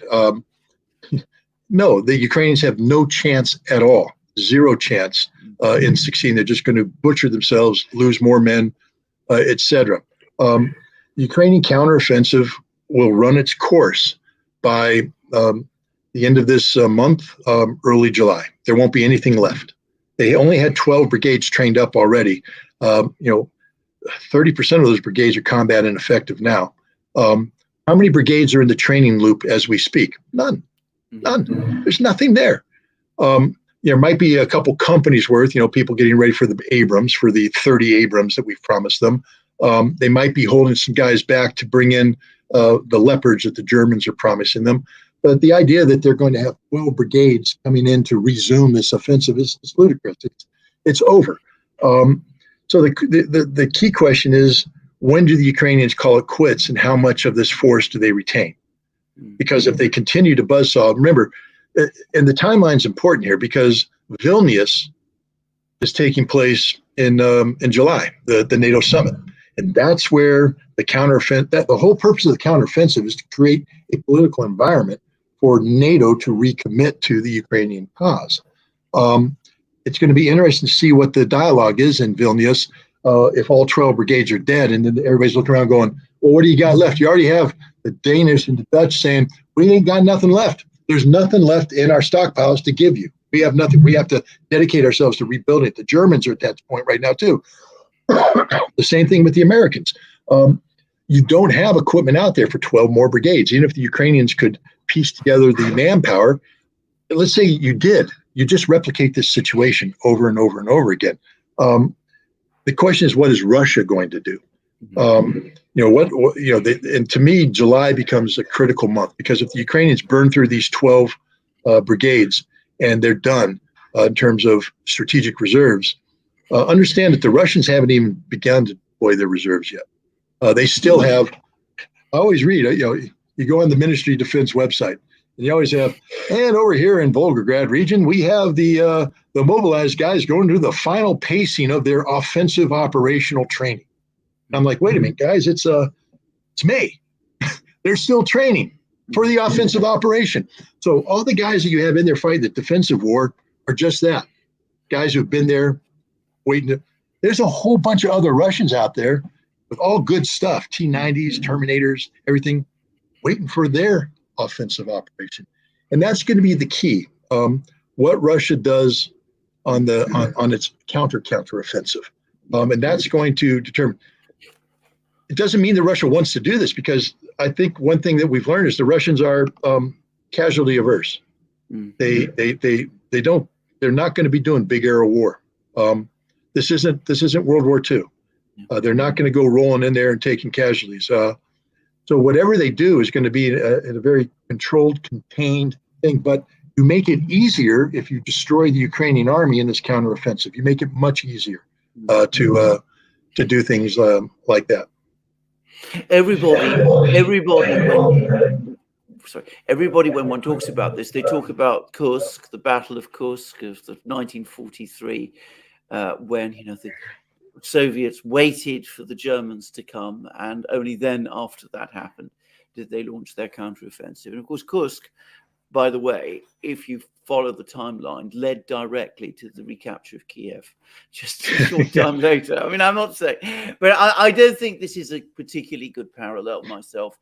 I actually read a comment by a Russian commander, which is in the Chechen forces, but he seems pretty senior. He said that he thought that they would do exactly what you said. They'd go for incremental, steady, methodical advances.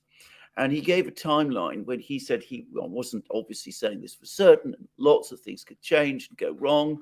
But he thought that perhaps August, September of next year would be the point where it all finally came to an end. 2024. 2024. And of course, it did strike me that was just a few weeks before the American presidential election. Now, whether he was dropping any hints there, I really don't know. But well, anyway, there's an interesting thing to build onto that, because look, I am not afraid. Remember, I'm an analyst. Yes. All right. I'm not a crystal ball. No. And none of us. I have always believed that the Russians had to. That the worst thing in the world for the Russians would be to move into the winter of 2024, yes. Because that would create an operational pause, give NATO a chance to rebuild, etc. Yeah. But one of the things that's looking at it from purely a military standpoint, purely military. The one thing that has always puzzled me is the political endgame. Yes. What is the political endgame here? How do you denazify? And I had a fascinating conversation with a guy who's involved in the political military bureau in Russia. And he was talking about March 2024 as a critical time. And I said, well, why? I believe the war will be over by the end of summer of 2023, early fall. The military defeat will be done. And he said, yeah, that's a military thing. I said, but what do you do about Zelensky? Well, how do you denazify? How do you get? And the easiest way to denazify Zelensky is to have him defeated at the polls, to have him lose an election. And March 2024 is when Zelensky's up for re-election. And I suddenly realized that the Russians might be playing a longer game than I've been doing. That the political aspect of conflict termination may already be designed by the Russians, meaning that they're going to create the conditions for the political collapse of Zelensky and the people who promote this war, and seek to let the Ukrainians pick a solution, which then means that this other military timeline, because were you talking about Abdi? Is that the guy you were talking about? Abdi Alaudinov, who is not a very sharp guy. Very sharp, but perhaps not the most senior person. And I'm going to suggest somebody else who's been speaking, who's the most senior person of all, who's Vladimir Putin. Now, he's made some very, very interesting comments recently. Firstly, shortly after the drone attack on Moscow, which, by the way, I don't know what your views about that were, but I thought that was a ludicrous and stupid and foolish flop. But anyway, that's my own view. But anyway, I agree. Putin used some very, very interesting words when he talked about Ukraine. He talked for the first time of the territory known as Ukraine, which seemed to me, this is a very radical departure from the way that he's been talking before. But perhaps even more interesting was some comments that he made about 2 or 3 days ago. which was, he was asked about the offensive, and he said, yes, Ukraine's offensive is underway. And no, so far they haven't achieved any of their objectives, but we mustn't relax because they've still got their reserve forces ready, and, they've still got some way to go. But I understood him to mean in those words, and I know there's some of us who think so, that he also said that from now on, it's the military alone, our military, the military leadership alone who make the decisions. In other words, from this point on, I personally, the political people, are going to just leave the military themselves to take care of this war, to decide how the war is going to be fought. In the first months of the war, he controlled it very tightly. I think we can all see that. I mean, there was that. At the time, I thought it was a bizarre decision. The day after he sent the troops into Ukraine, he ordered a pause to allow time for negotiations and all kinds of strange things. But now he seemed to me to be saying, those days are gone. From this moment onward, the military have the green light to do whatever they consider right and proper in any given situation to advance the objectives further. And again, that seemed to me to be a change. So, I think that might suggest a rather more aggressive approach from the Russians from this point onwards. No, I look. Yeah, this is pure guesswork. I mean, that's the problem. I mean, I'll be honest. When I weigh things out, I still believe that the Russians will achieve the objective of the strategic defeat of the Ukrainian military by the end of summer.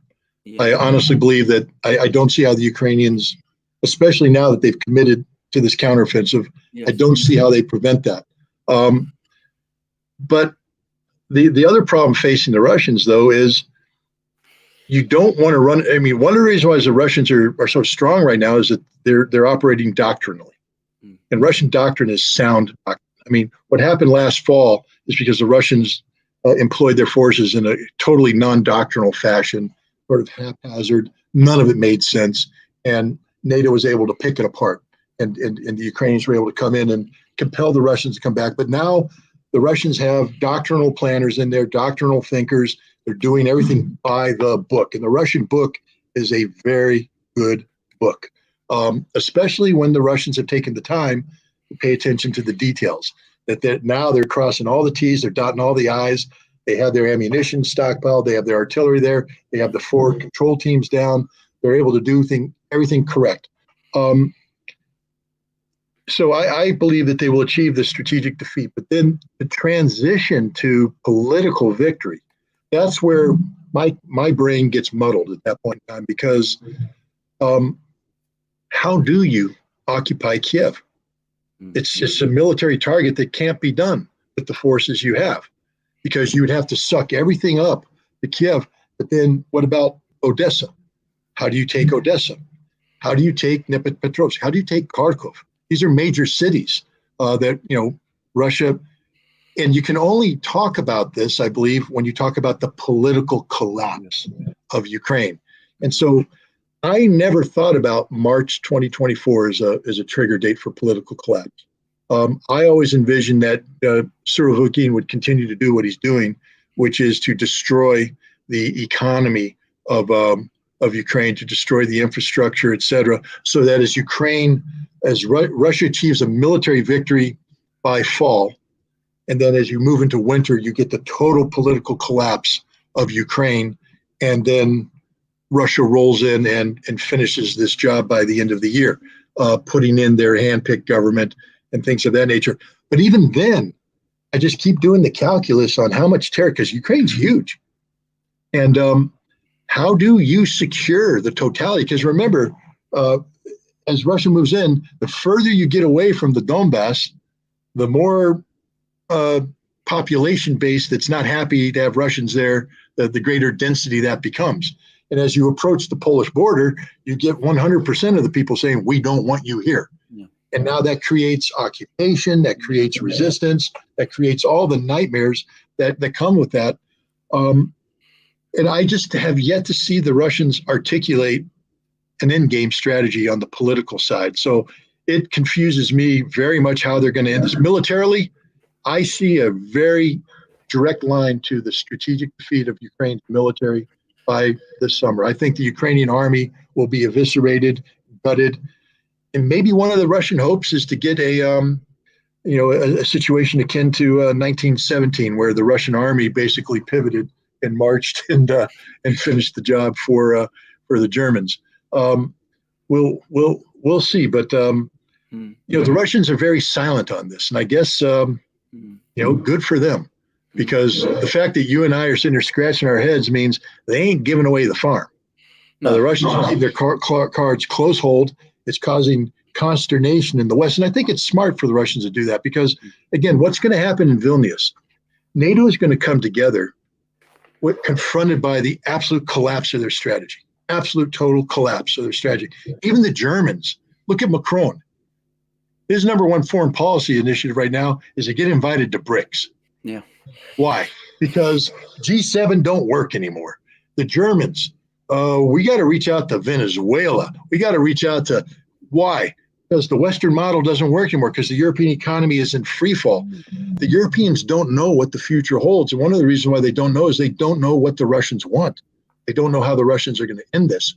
So I think it's not so much that the Russians don't know. I actually think that the Russians do know what they want. Yeah. But I think that they are keeping their cards very close to the chest to create confusion and promote the political collapse in Ukraine, because that's what's required here. Yeah. You need the political collapse in Ukraine so that any Ukrainian government in exile doesn't have viability, doesn't have a viable constituency in Ukraine. It's one thing to have a constituency in diaspora. Yeah. That's what happened with the Tsarist government. They had a Tsarist constituency in diaspora, but there was no Tsarist remnant left in the Soviet Union.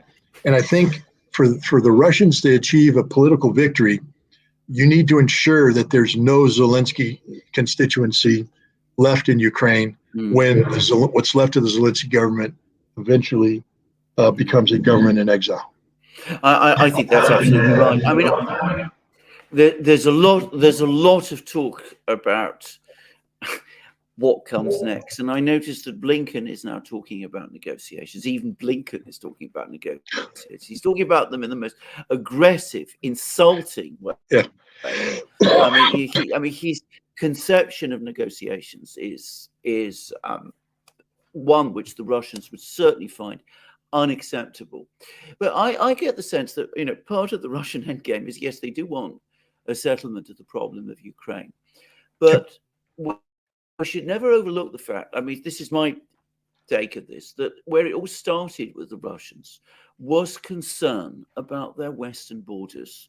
They've seen NATO move closer to their borders. They've seen ballistic missile interceptors, which are planted in Romania and Poland. They've seen very aggressive language from the West, which preceded this conflict. I mean, we mustn't forget this. This conflict didn't come out of nowhere the way some people in the West want us to think it did.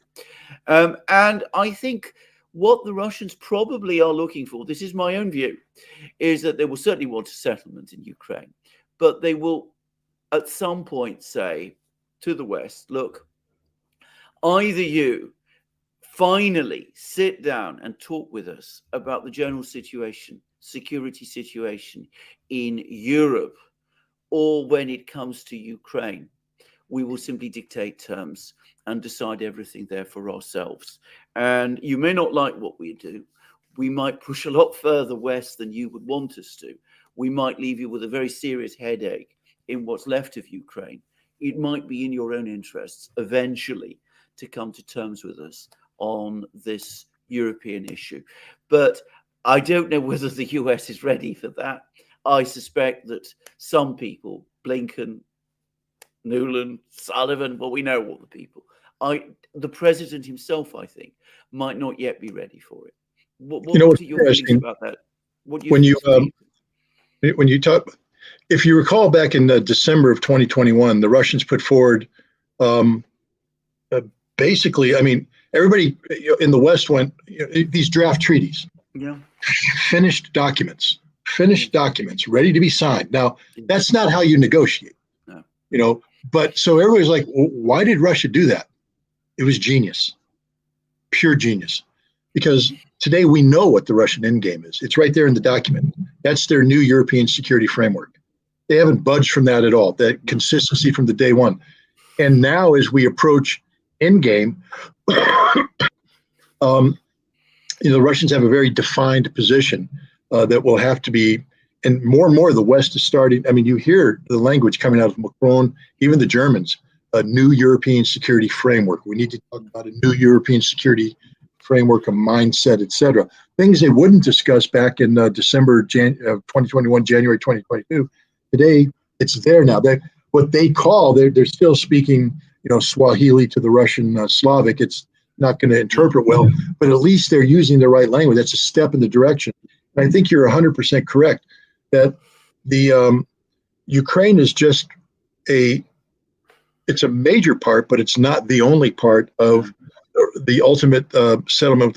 Russia needs to secure its western flank, and it can either do that by, as Putin's already done, enlarging the Russian army, creating new corps in the St. Petersburg military district, etc., and making the cost of confronting Russia prohibitive for NATO, which it is, by the way. Where is Schultz going to get it's not 100 billion. He keeps talking about 100 billion. Where's he going to get the 600 billion necessary to get the German army up to snuff?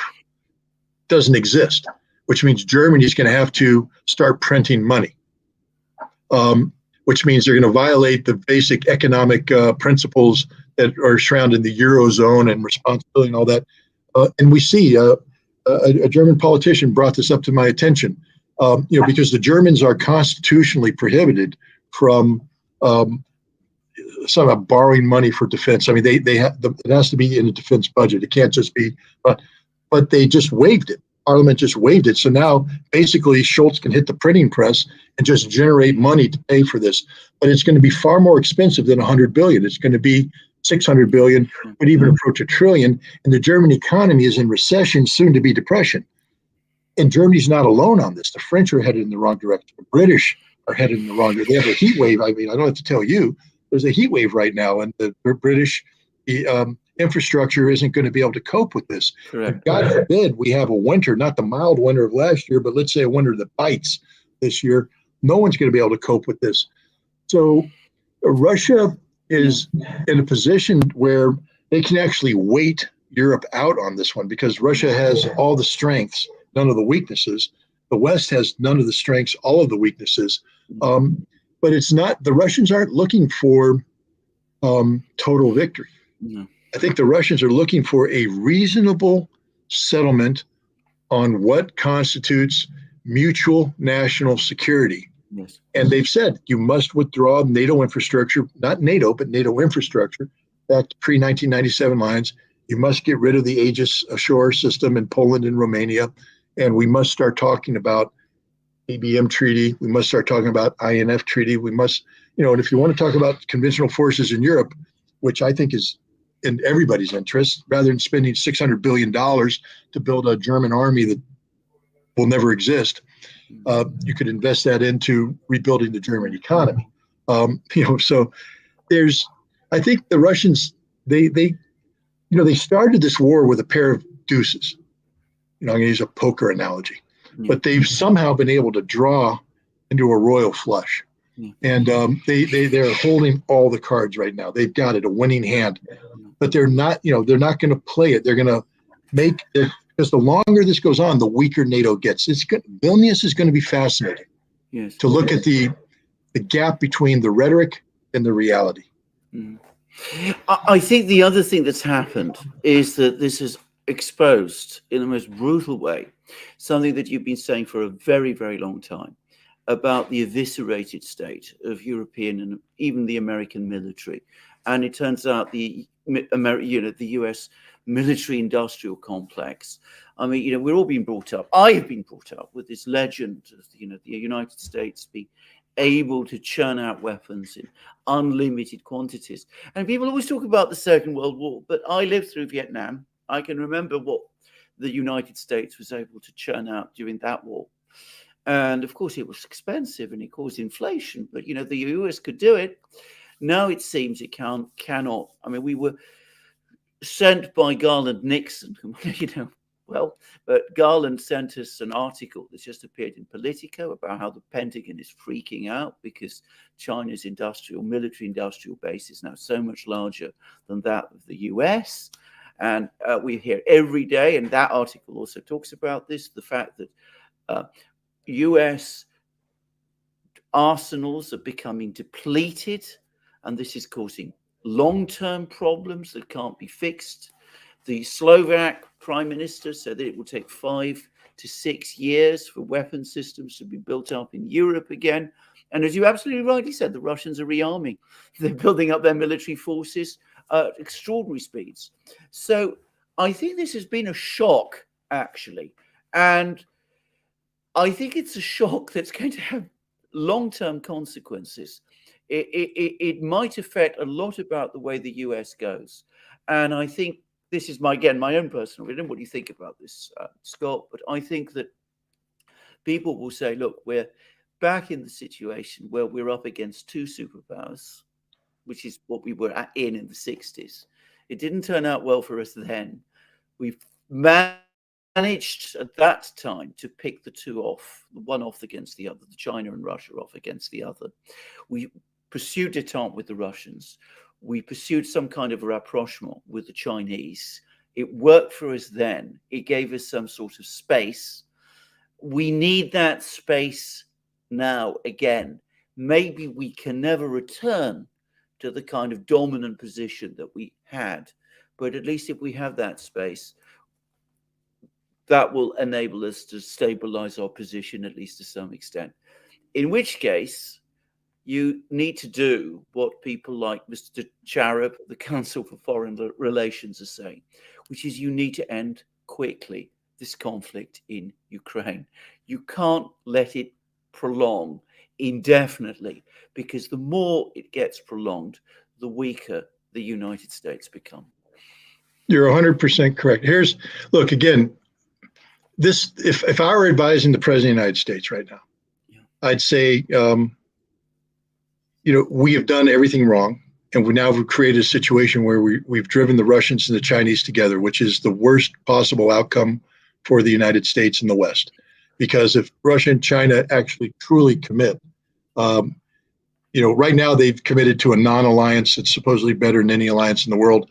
But the bottom line is Chinese interests and Russian interests are still Chinese and Russian interests. We see this, for instance, off the coast of Vietnam, where Russian gas companies are developing oil fields for the Vietnamese in contested waters, and Chinese warships are sailing close. There is some friction there, and the Russians are concerned about a dominant Chinese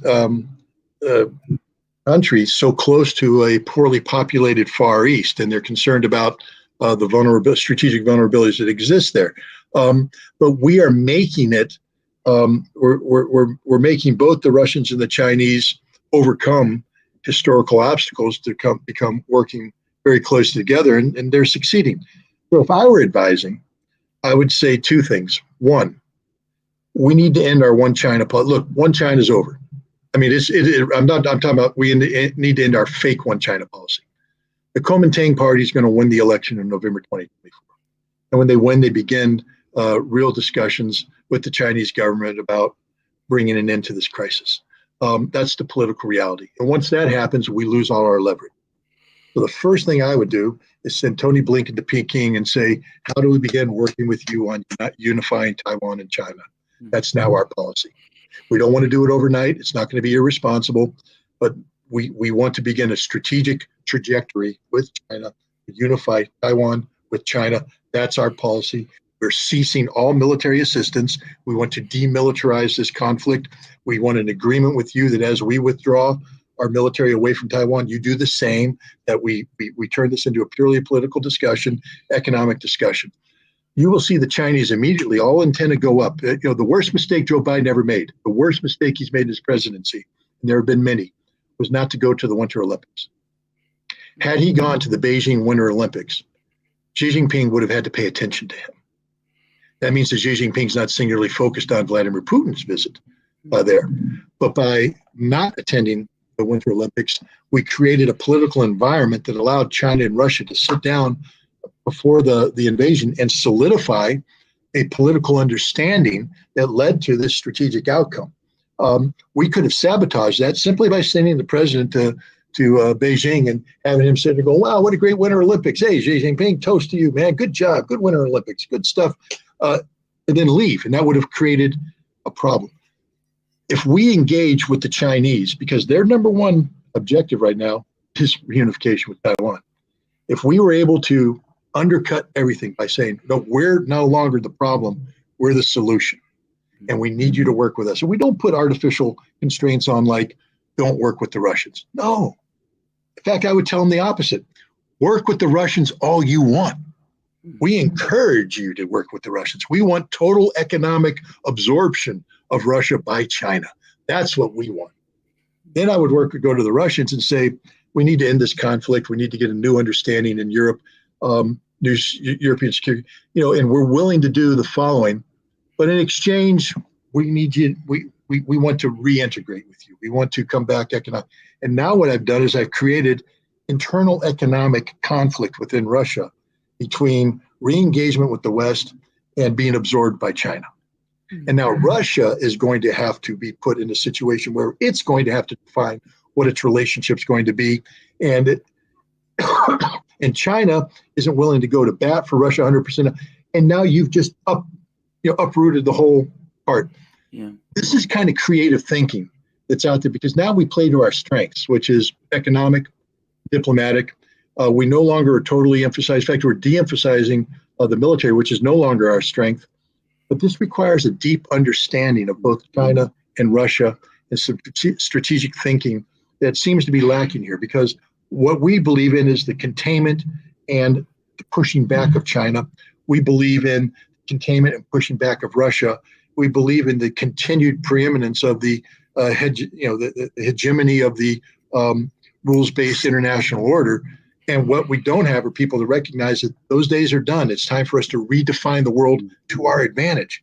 And if we create the potential of economic conflict between Russia and China, not war, but where they're no longer sitting down together, where when they sit down at the table, they're now competitors. You want to encourage economic competition between Russia and China, not economic cooperation, because now that allows you to come in and leverage some economic strengths of the West that still exist to Russia and to China. Remember, what can we get from China in exchange for Taiwan? We're offering them a $30 trillion value by not going to war over Taiwan.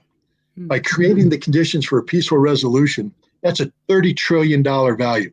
What can we get from China for that? And the answer is a whole bunch, especially if we do it right. But nobody's thinking like this, because Americans aren't programmed to think like this. No. Henry Kissinger and Nixon could do it. Yeah. I have to say, I mean, I can't imagine Biden and Blinken doing it. I mean, you talked about sending Blinken to Beijing to try to open up those kind of talks. I have to say, I mean, I can't imagine it. And for the moment, the Chinese still don't seem to be in any hurry to meet him. They're not, in fact, confirming his visit. And by the way, it seems the Russians aren't in a great hurry to speak to Olaf Scholz. He's apparently trying to call Putin on the phone, and Putin is busy. So there we go. Well, why would Putin listen to it? Did you see that speech where Scholz turned into Hitler? Yeah. Why would Putin even, if I were Putin, I would just say permanently disconnect that number. Yeah. We'll never talk to Scholz again, ever. Yeah. Send the janitor. I'll talk to the janitor, but I'll never talk to Scholz. Not after that speech. Yeah. But Putin's a mature man. He's not petty like me. Alex, I've been talking with Scott for 2 hours. I don't know whether you wanted to. Well, Scott, Alexander, we have a lot of questions for Scott and for Alexander. I just want to know about your time right now. Do you want to go through these? Do you have time to go through? I'm here questions? For you guys, and I think an important part of your success is your connectivity with your audience. So I think it's important that we maintain that. You want to take 30 minutes then and run through these questions? And yes. Yeah. And I have 30 minutes left of Diet Coke. So there you go. You have 30 minutes of Diet Coke. So let's go through these questions. And they are very, very good questions, Scott. So let's begin. From Ted, Scott, is it more likely that the counteroffensive will be used as an excuse to find an off-ramp or for escalation? Well, I mean, again, this is along the lines of what Alexander and I were talking about. If there was political maturity in the West, the counteroffensive could be used to find an off-ramp. It would provide a perfect opportunity to get an off-ramp. But I don't think the West, none of the rhetoric coming out of the West suggests they're looking for an off-ramp. What we hear is escalation. The United States is talking about F-16s, ATACMS, cluster munitions. This is all, very escalation oriented. So I unfortunately think it's moving towards escalation. Law of Attraction wants to know what surprised you during your trip to Russia? Economic health. I mean, I like Alexander. I'm not an economist, so Alexander had a more solid thing. But I think we were both on a similar page where we were optimistic that the Russians would be able to overcome the sanctions. What surprised me is that they've overcome the sanctions. Not would be able to. They've done it. And Alexander said something that was very that I picked up on as well. It's not that the Russian economy is strong. I believe the Russian economy is the strongest it's ever been. It's never been this strong. It's healthier. That the West, through their sanctions policy, has allowed Russia to clean up a lot of problems. There's still a lot of problems left to be cleaned up. You don't overcome all these things overnight. But the Russian economy is stronger. And the longer we continue to seek to destroy it through sanctions, the stronger it's going to get. And then the other thing was, and this is where we get a little quasi-emotional, and I don't want people to think that I've suddenly become kumbaya and then I hold hands and I, do yoga chants. But people have talked about the Russian soul, and and I studied Russian history, I studied Russian culture and all that. But I always thought that the Russian soul was sort of this, made up thing. Tolstoy talked about it, Dostoevsky talked about it, Pushkin talked about it, but it's theoretical that when you get down to the nuts and bolts every day, there ain't no Russian soul. It's just a bunch of Russian people doing what Russian people do. That doesn't mean it's bad. I'm just saying, that they're more material like we are. They're like, ladies and gentlemen, let me just wake you up to the fact that there is a Russian soul. It's real and it defines Russia. It's part of every Russian I met. They don't know how to define it themselves. You get different definitions, but it's there. And the linkage between the Russian people and Mother Russia goes through the soul. And if you don't understand that, then you won't be able to come up with policies that responsibly address Russia, both positive and negative. The Russian soul is real. It's visceral. It's there. And that surprised me because I didn't expect it. Right. Christian wants to know what your thoughts are on U.S. or Poland entering Ukraine. You expressed doubt in a live stream with Ask the Inspector, and this differs a bit from Alexander and my interpretation of things. What are your thoughts, Scott? Well, first of all, I think Poland has oversold its relevance to the world. It saw how quickly Ukraine became a center of gravity for the U.S. without understanding the extent to which we were sacrificing Ukraine. We've never helped Ukraine to sustain or save Ukraine. We've always sacrificed Ukraine. Ukraine has never been something that we're willing to sacrifice everything to allow it to live. We've been willing to allow Ukraine to die to further our interests. And Poland misunderstood that. And Poland now seeks to become the center of gravity of Europe and use the United States to make it so. And what I would tell the Polish people, and this is what I said, is we're not there for you, Poland. We're not going to die for Poland. That we will sacrifice Poland just like we've sacrificed everybody else. The Poles should not overplay this card. And the other thing the Poles need to understand is that they're not well loved in Europe. It's not like the Germans are willing to bend over backwards to help Poland. France won't bend over back. This isn't the way it works, Poland. The only thing that gives you relevance is America's willingness to view you as a frontline state against Russia. But understand that when America is confronted with geopolitical realities that require a recalibration of our relationship with Europe, Poland will not be the center of gravity around which we rotate. You will go down the toilet of life, just like Ukraine went down the toilet of life, just like the Baltic states will go down the toilet of life. We will gravitate to that which promotes our values, our national security, and the best interest in Poland is in it. And that's what I meant by that. The Poles are reading too much into Fifth Corps headquarters and a brigade headquarters, because all of that is reversible. Right. Rick F. wants you to talk about MAD. Why do neocons feel MAD calculus has changed since the USSR? MAD is no longer deterrent, but destiny. Well, mutually assured destruction is what MAD is, and it came about in the 1960s during the arms race, where we and the Soviets just started producing more and more missiles with greater capabilities, and a recognition that ballistic missile defense systems couldn't stop it. And if we tried to build defense systems to stop it, we'd quickly bankrupt ourselves. We couldn't afford this. So we adopted a strategy called mutually assured destruction, which basically said that we won't try to build these anti-ballistic missile systems. We're going to leave everything but our national command authority naked, so that if we go to war, it's a guarantee that you will destroy our country, and it's a guarantee we will destroy your country. Therefore, with that guarantee on the table, it's deterrence. We will no longer want to use these nuclear weapons. And that became the foundation upon which not arms limitation, but arms reduction began. Because now that we acknowledge that mutually assured destruction is there, we begin to reduce the arms. We have brought the arms down from tens of thousands of weapons on each side down to 1,550 on each side. You can add that with some reserve systems that you brought up, but it's compared to what we had to what we have now, it's night and day. And as a result, our strategic thinkers, the other thing that happened is mutually assured destruction happened in a time when we feared the Soviets and we viewed the Soviets as our strategic equals. The 1990s caused us to view the Russians as a defeated enemy and a paper tiger. We worked with the Russians to reduce their nuclear weapons, but we never respected the Russians. And sometime in the early 2000s, we had people that began to say, why are we spending so much money on nuclear weapons if we can't use them?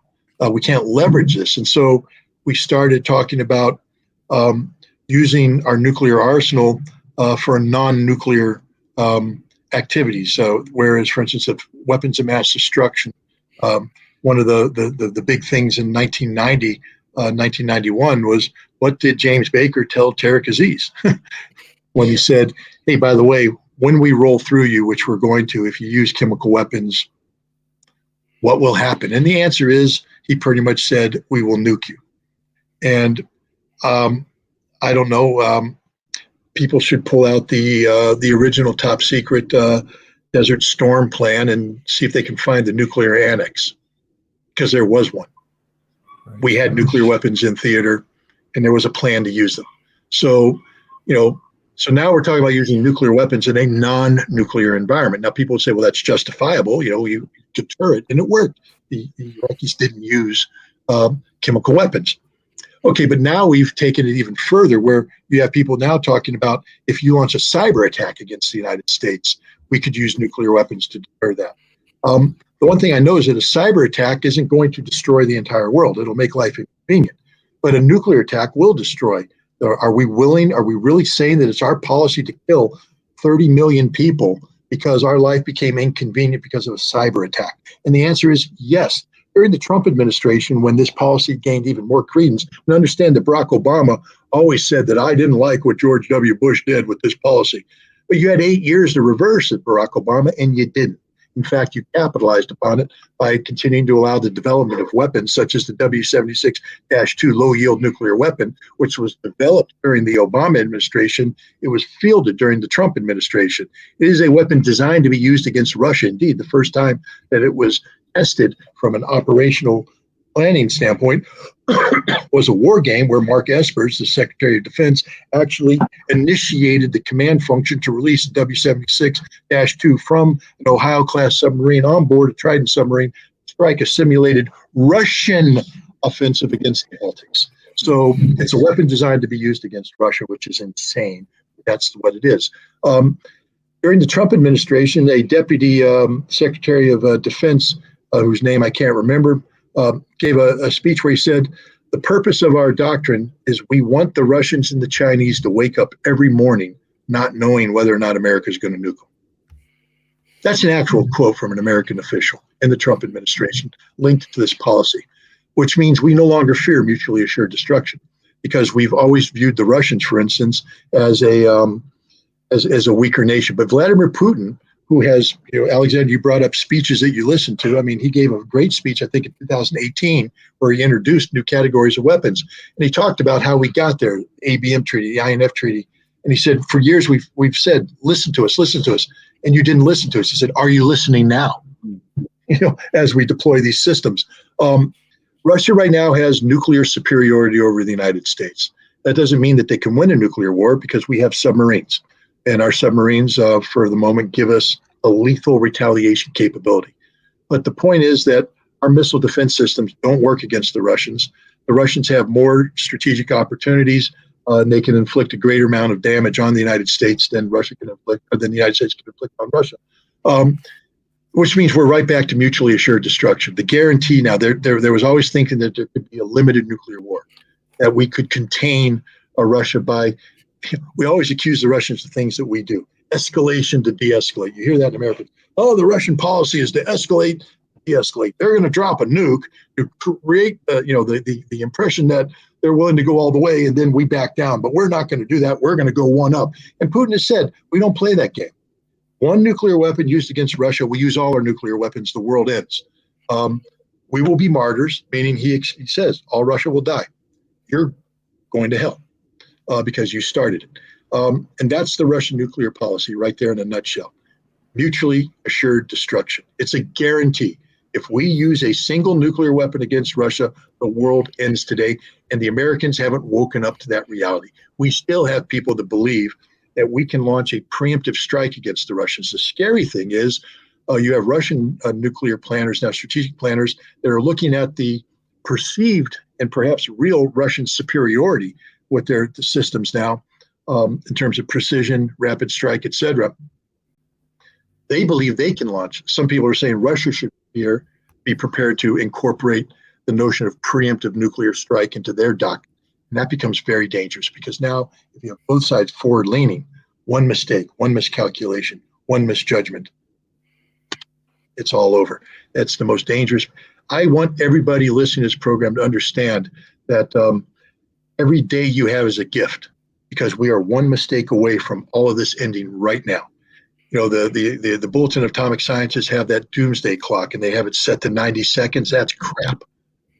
It's less than 0.001 second because all it takes is one mistake, one miscalculation, one error of judgment. And this all ends. Everything ends. It's all gone. And if you don't wake up every morning almost puking your guts out of fear, then you're doing it wrong, guys. Which means you have to recalculate your approach to life. Stop thinking about how you're going to buy the next car, how you're going to buy the next thing. It's how you get the United States get back on a responsible disarmament track with the Russians, get arms control back in place. There is no arms control today. The New START treaty, it's there, but it's not there. It's expiring in 2026. And if there's not something replacing it, there is no arms control, which means this arms race goes out of control. We are all going to die. So, yeah, this isn't just a game. This isn't something that, political scientists play, strategic theory and game theory and all that. This is your life. This is your life, and this is the life of your children, your grandchildren, and future generations, none of which will exist if we don't solve this problem now, right now, today.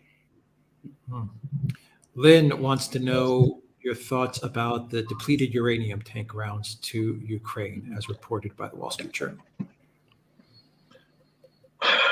Well, I've always given an oversimplified answer to this, which is when I was in the Marine Corps, I loved depleted uranium. Loved it. Loved it. Why? Greatest tank killer there is. We used depleted uranium in the first Gulf War. The LAV-25 was able to take its 25 millimeter Bush cannon and using depleted uranium rounds knock out Iraqi T-64, T-72 tanks. Tank killer. And when you're a Marine and you're in the Ford Division command post and you have an Iraqi brigade coming at you, and the only thing saving you from being overrun is an LAV-25 commanded by a captain named Eddie Ray, and Eddie Ray's LAV-25s come in and pop, take out the Iraqi tanks. You're going, God bless depleted uranium, best weapon ever made. I love it. And you do love it. I wasn't, by the way, in that command post, but that is a fact of that battle that actually happened. I could imagine that if I'm on the front line and I have a Russian T-90 coming down, that I want to fire a depleted uranium penetrator at it because that's my best chance of penetrating an armor and killing that tank. These are all true statements. The problem is, though, what are the consequences of using this weapon? It wasn't thought out when we first deployed these weapons. We used depleted uranium a lot in the battle for Fallujah. We used them in the Gulf War, and we ended up dumping thousands of tons of this stuff throughout Iraq. And if you take a look at the medical consequences of this to the Iraqi people that live in Basra, Fallujah today, the documented instances of birth defects amongst the Iraqi children. Suddenly, if you're a Marine or a warrior who says that I'm here on earth to defend the innocent, that's why I exist. I'm here to defeat evil, to defend the innocent. And I'm using a weapon system that condemns the innocent to centuries of horror, then I can't support that weapon. Depleted uranium is an insupportable weapon. You can't support it. It should never be used. It's a poison. It's a toxin. And when it's used and it's in the soil, it's there forever. It's in the dust that they breathe. Go to Kosovo, the high rates of cancer that exist in Kosovo because of the tons of depleted uranium that NATO used there, and what we're doing to the Iraqi children. And so now the West wants to give this to the Ukrainians so they can poison the soil of Ukraine and Russia. It's inexcusable. It's unforgivable. It's inhumane, and it's a war crime. It's literally a war crime because we know what the consequences are. We are deliberately taking an action that will have consequences for a civilian population for decades to come, hundreds of years to come. It's inexcusable. And if you're somebody in a country that's providing this, like every American listening to this, call your congressman, call your senator, leave a message to the Biden administration. No to depleted uranium. Not only giving it to the Ukrainians, we need to get it out of our arsenal. We need to get rid of depleted uranium. The Russians have already done that. God bless the Russians for having the foresight to understand that continued use of depleted uranium is condemning the very people that militaries are supposed to protect. I'd like to believe that America has that kind of moral compass. Sadly, we don't. Elena asks, for the West, isn't war with Russia a must at this point? War with Russia? I mean, we are at war with Russia, proxy war. To say war with Russia is a must, you must be able to articulate the positives that come out of this. Because continued conflict with Russia, with conflict being the only possible outcome, meaning that as you do one form of contact and you lose, you must articulate another form of conflict, and on and on and on. It means eventually you're talking about force on force, if that's the only outcome. And when you have force on force, I can guarantee that a force on force conflict will lead to one side using nuclear weapons. The side that is winning will not use nuclear weapons. The side that is losing will use nuclear weapons, and then it will be a general exchange and we all die. So if you say that the only hope we have is a conflict with Russia, you're basically saying you want to commit suicide. I don't want to commit suicide. So I would say that the only option we have is to seek ways to avoid conflict. Mobius asks, are people going to start being locked up for even being neutral on either Russia and or China? I'm getting really scared of the visceral hatred being shown towards both countries, especially China. Well, Russophobia is a disease that I've talked about for some time now.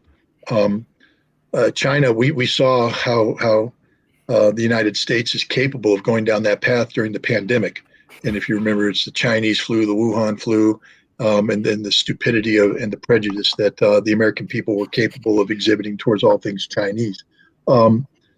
Should we be concerned about that? Of course, we should always be concerned about it. If you live in a democracy where freedom of speech, freedom of expression, freedom of association are constitutional rights that define who and what we are as a people, any erosion of these is an erosion of what the country stands for. So, yeah, I'm concerned about it. You should always be concerned about it.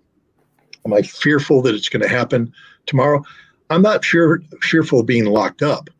I'm fearful of continued ignorance. That what I'm fearful of is that the majority of the American people will allow themselves to be manipulated by mainstream media into accepting without question an anti-Russian, anti-Chinese posture that enables continued bad policy that puts us in a bad way. You don't need to lock us up.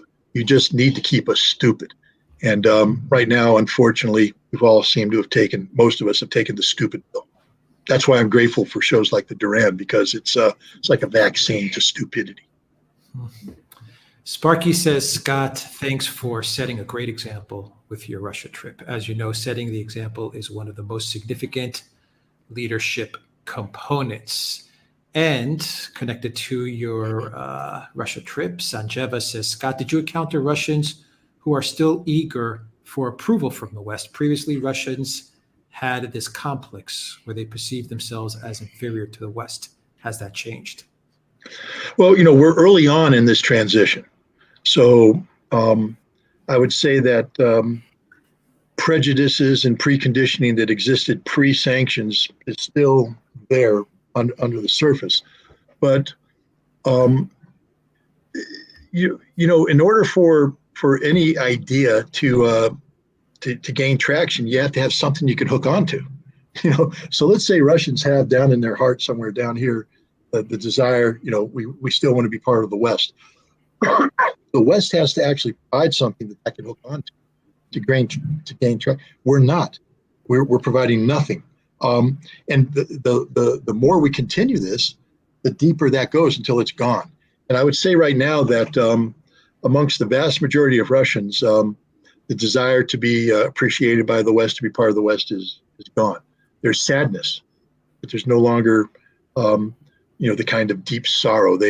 Whatever the 12 steps of recovery are, they're well into that. They've accepted it. They're moving on, and that's a shame because we could have done so much with Russia. We could have done so much, and the Russian people, once you get to know them, these are good people. They're just like everybody in the world is good. I mean, I have trouble, finding a place where babies are born evil. Actually, babies come into this world sort of pure, and it's what they're subjected to that shapes them. The Russians, they have a good cultural foundation. On its own volition, Russia produces good people, really good, kind people. And the fact that we're not allowing ourselves to work with these people, live together in prosperity and in friendship is one of the great tragedies of our time. Sam says, question for Scott, big arrow offensive to finish it before the West has time to react or continue the attrition, even though it emboldens the West to keep escalating. What do you think the Russians will do? And what do you think they should do? Well, big arrow offensives imply lots of resources and the potential for lots of casualties. And the Russians aren't geared to absorbing those casualties right now. If you launch a big arrow offensive, let's say Russia's gone through all this sacrifice now, absorbing this counteroffensive to achieve a strategic advantage. Why throw it away with a big arrow offensive, which if it goes wrong, and big arrow offensives can go wrong quickly, suddenly levels the playing field, or worse, gives the advantage back to Ukraine. Alexander mentioned this earlier in talking to some people, and I agree with them, that the more logical point is that the Russians will go forward in a very methodical base, making sure that they accrue all of their advantages in a containable area when, and then move forward, never overextending themselves, never creating the potential for a large loss of life or a large loss of resources. They made that mistake early on in this conflict when they rushed in too quickly. They made certain assumptions, and as a result, they suffered many thousands of dead who didn't need to die. They lost a lot of equipment that didn't need to be lost. I don't think the Russians are going to make that mistake again. Sparky says, Scott, I remember we were trained specifically to kill Russians, but I don't remember us enlisted soldiers hating them. It was nothing personal. You stated you were trained to hate them. Was it different for officers? Hate might be too strong of a word, but we were ideological enemies. I mean, that is a reality. An important part of everything wasn't just, hatred has no place in war, especially if you're an officer, because once I allow hatred to become ingrained in my Marines, that means they are preconditioned to commit war crimes. I need Marines able to commit violence, lethal violence, but I need it to be controlled so that when I say stop, they stop. I need them to be able to self-regulate so that when an enemy puts up his hands and no longer constitutes a threat, that they are treated in accordance with the laws of war as prisoners of war, treated humanely. If you hate people, there's a difficulty, of bringing that to bear. So hatred is not something that we ingrained in our Marines. But I have to be honest that when I went to, for instance, Soviet Military Power Week in Washington, D.C., which was a week-long forum sponsored by Defense Intelligence Agency, we had people from the CIA, from the DIA, we had defectors come in, and they would always define the Soviet system as evil. Evil. And the problem when you define something as evil is, how am I supposed to respond to that? You've now made it emotional. You've now made it more than just an intellectual exercise. You've brought in base emotions, good versus evil. And so now I not just am designed to kill them, but to treat them as you don't respect evil. You hate evil. And so maybe it was different for the officers, but I can tell you that, my experience, for instance, with Soviet Military Power Week, and my experience with almost every strategic branding of this conflict, this ideological conflict, was a good versus evil nature, which carried with me when I went to Russia, because when I first landed in Russia, I was still thinking of the Russians as Ronald Reagan, the evil empire. I mean, right off the bat, you see the definition and the problems that accrue with that. And so, yeah, I agree with Sparky that the Marines weren't trained to hate Russians. Marines were trained to close with and destroy the enemy through firepower, maneuver, and repel any attack with, the bayonet. But the other thing too is, understand this. We never went to war against Russia. We never did that. So anytime I dealt with my Marines in a Soviet context, it was on the training field. So we focused on tactics, we focused on operations, we focused on the professional stuff, because I never had to have a Marine prepared to jam a bayonet into the gut of somebody and look them in the eye as they die. I never had to prepare a Marine to, pink mist a Russian, to wade through them in hand-to-hand combat.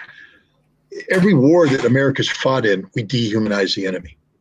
I mean, just think of what we did in Iraq, the terms we used for the Iraqis: raghead, camel jockey, all the things that you do to bring them down to being less than human, so that when you finally close with them, you don't view them as human, because it's very difficult to kill a human being.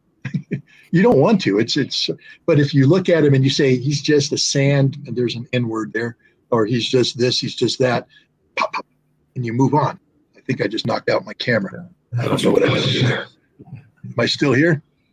Yeah, we hear you, but we don't see you. I hit my computer and it decided to, let me see what I did here. See if I can get it back. I don't know why I hit that computer so hard as I did, but I don't know how to, let's see.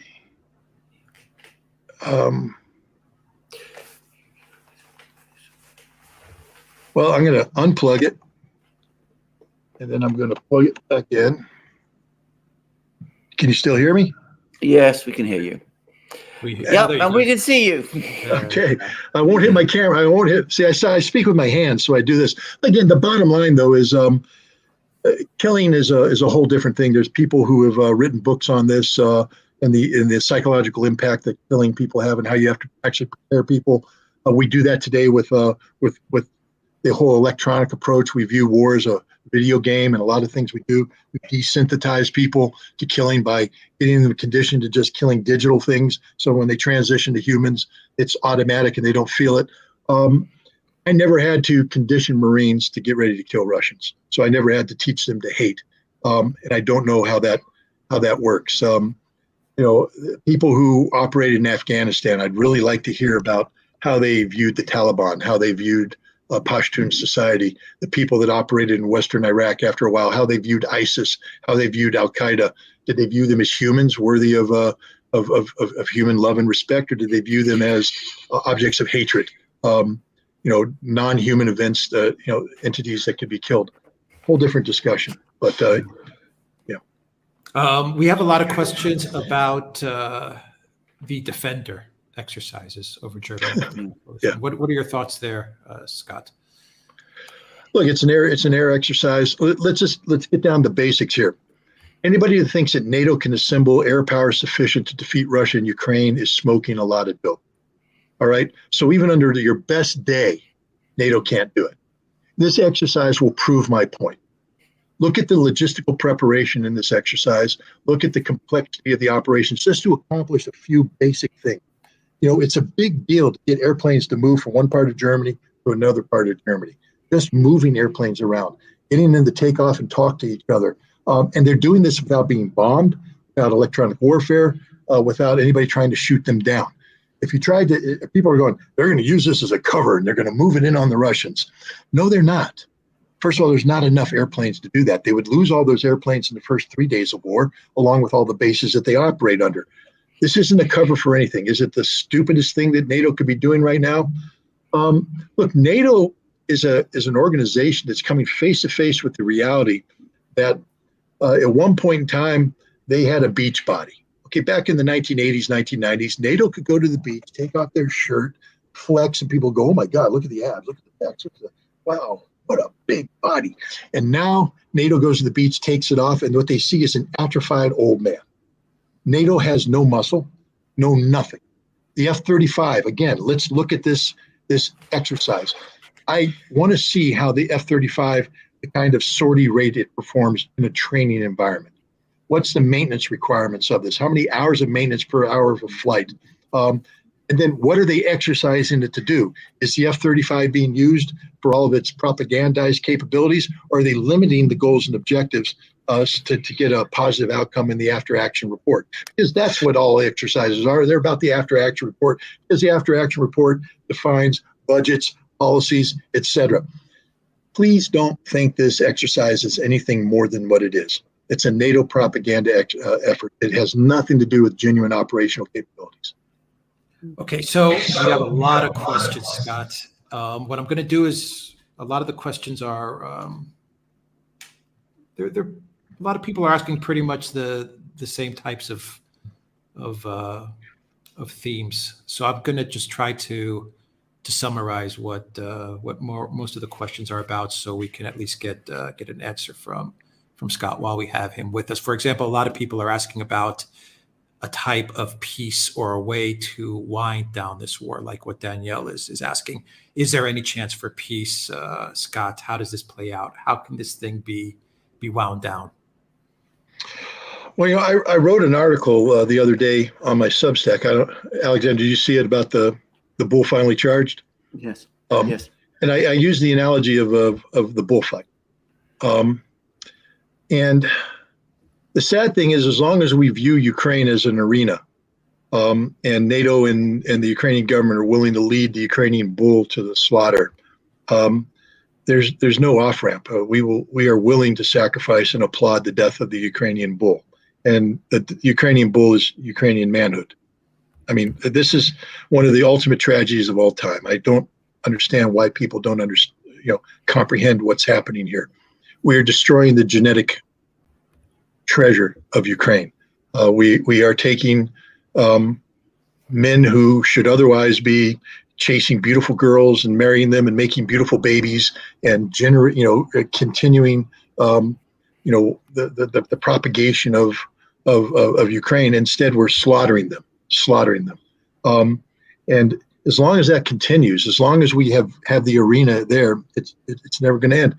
So to stop this, we have to stop viewing Ukraine as an arena, and we have to stop viewing the relationship between Ukraine and the West is sort of a team supporting the matador, leading the bull to be slaughtered. We have to start respecting the bull.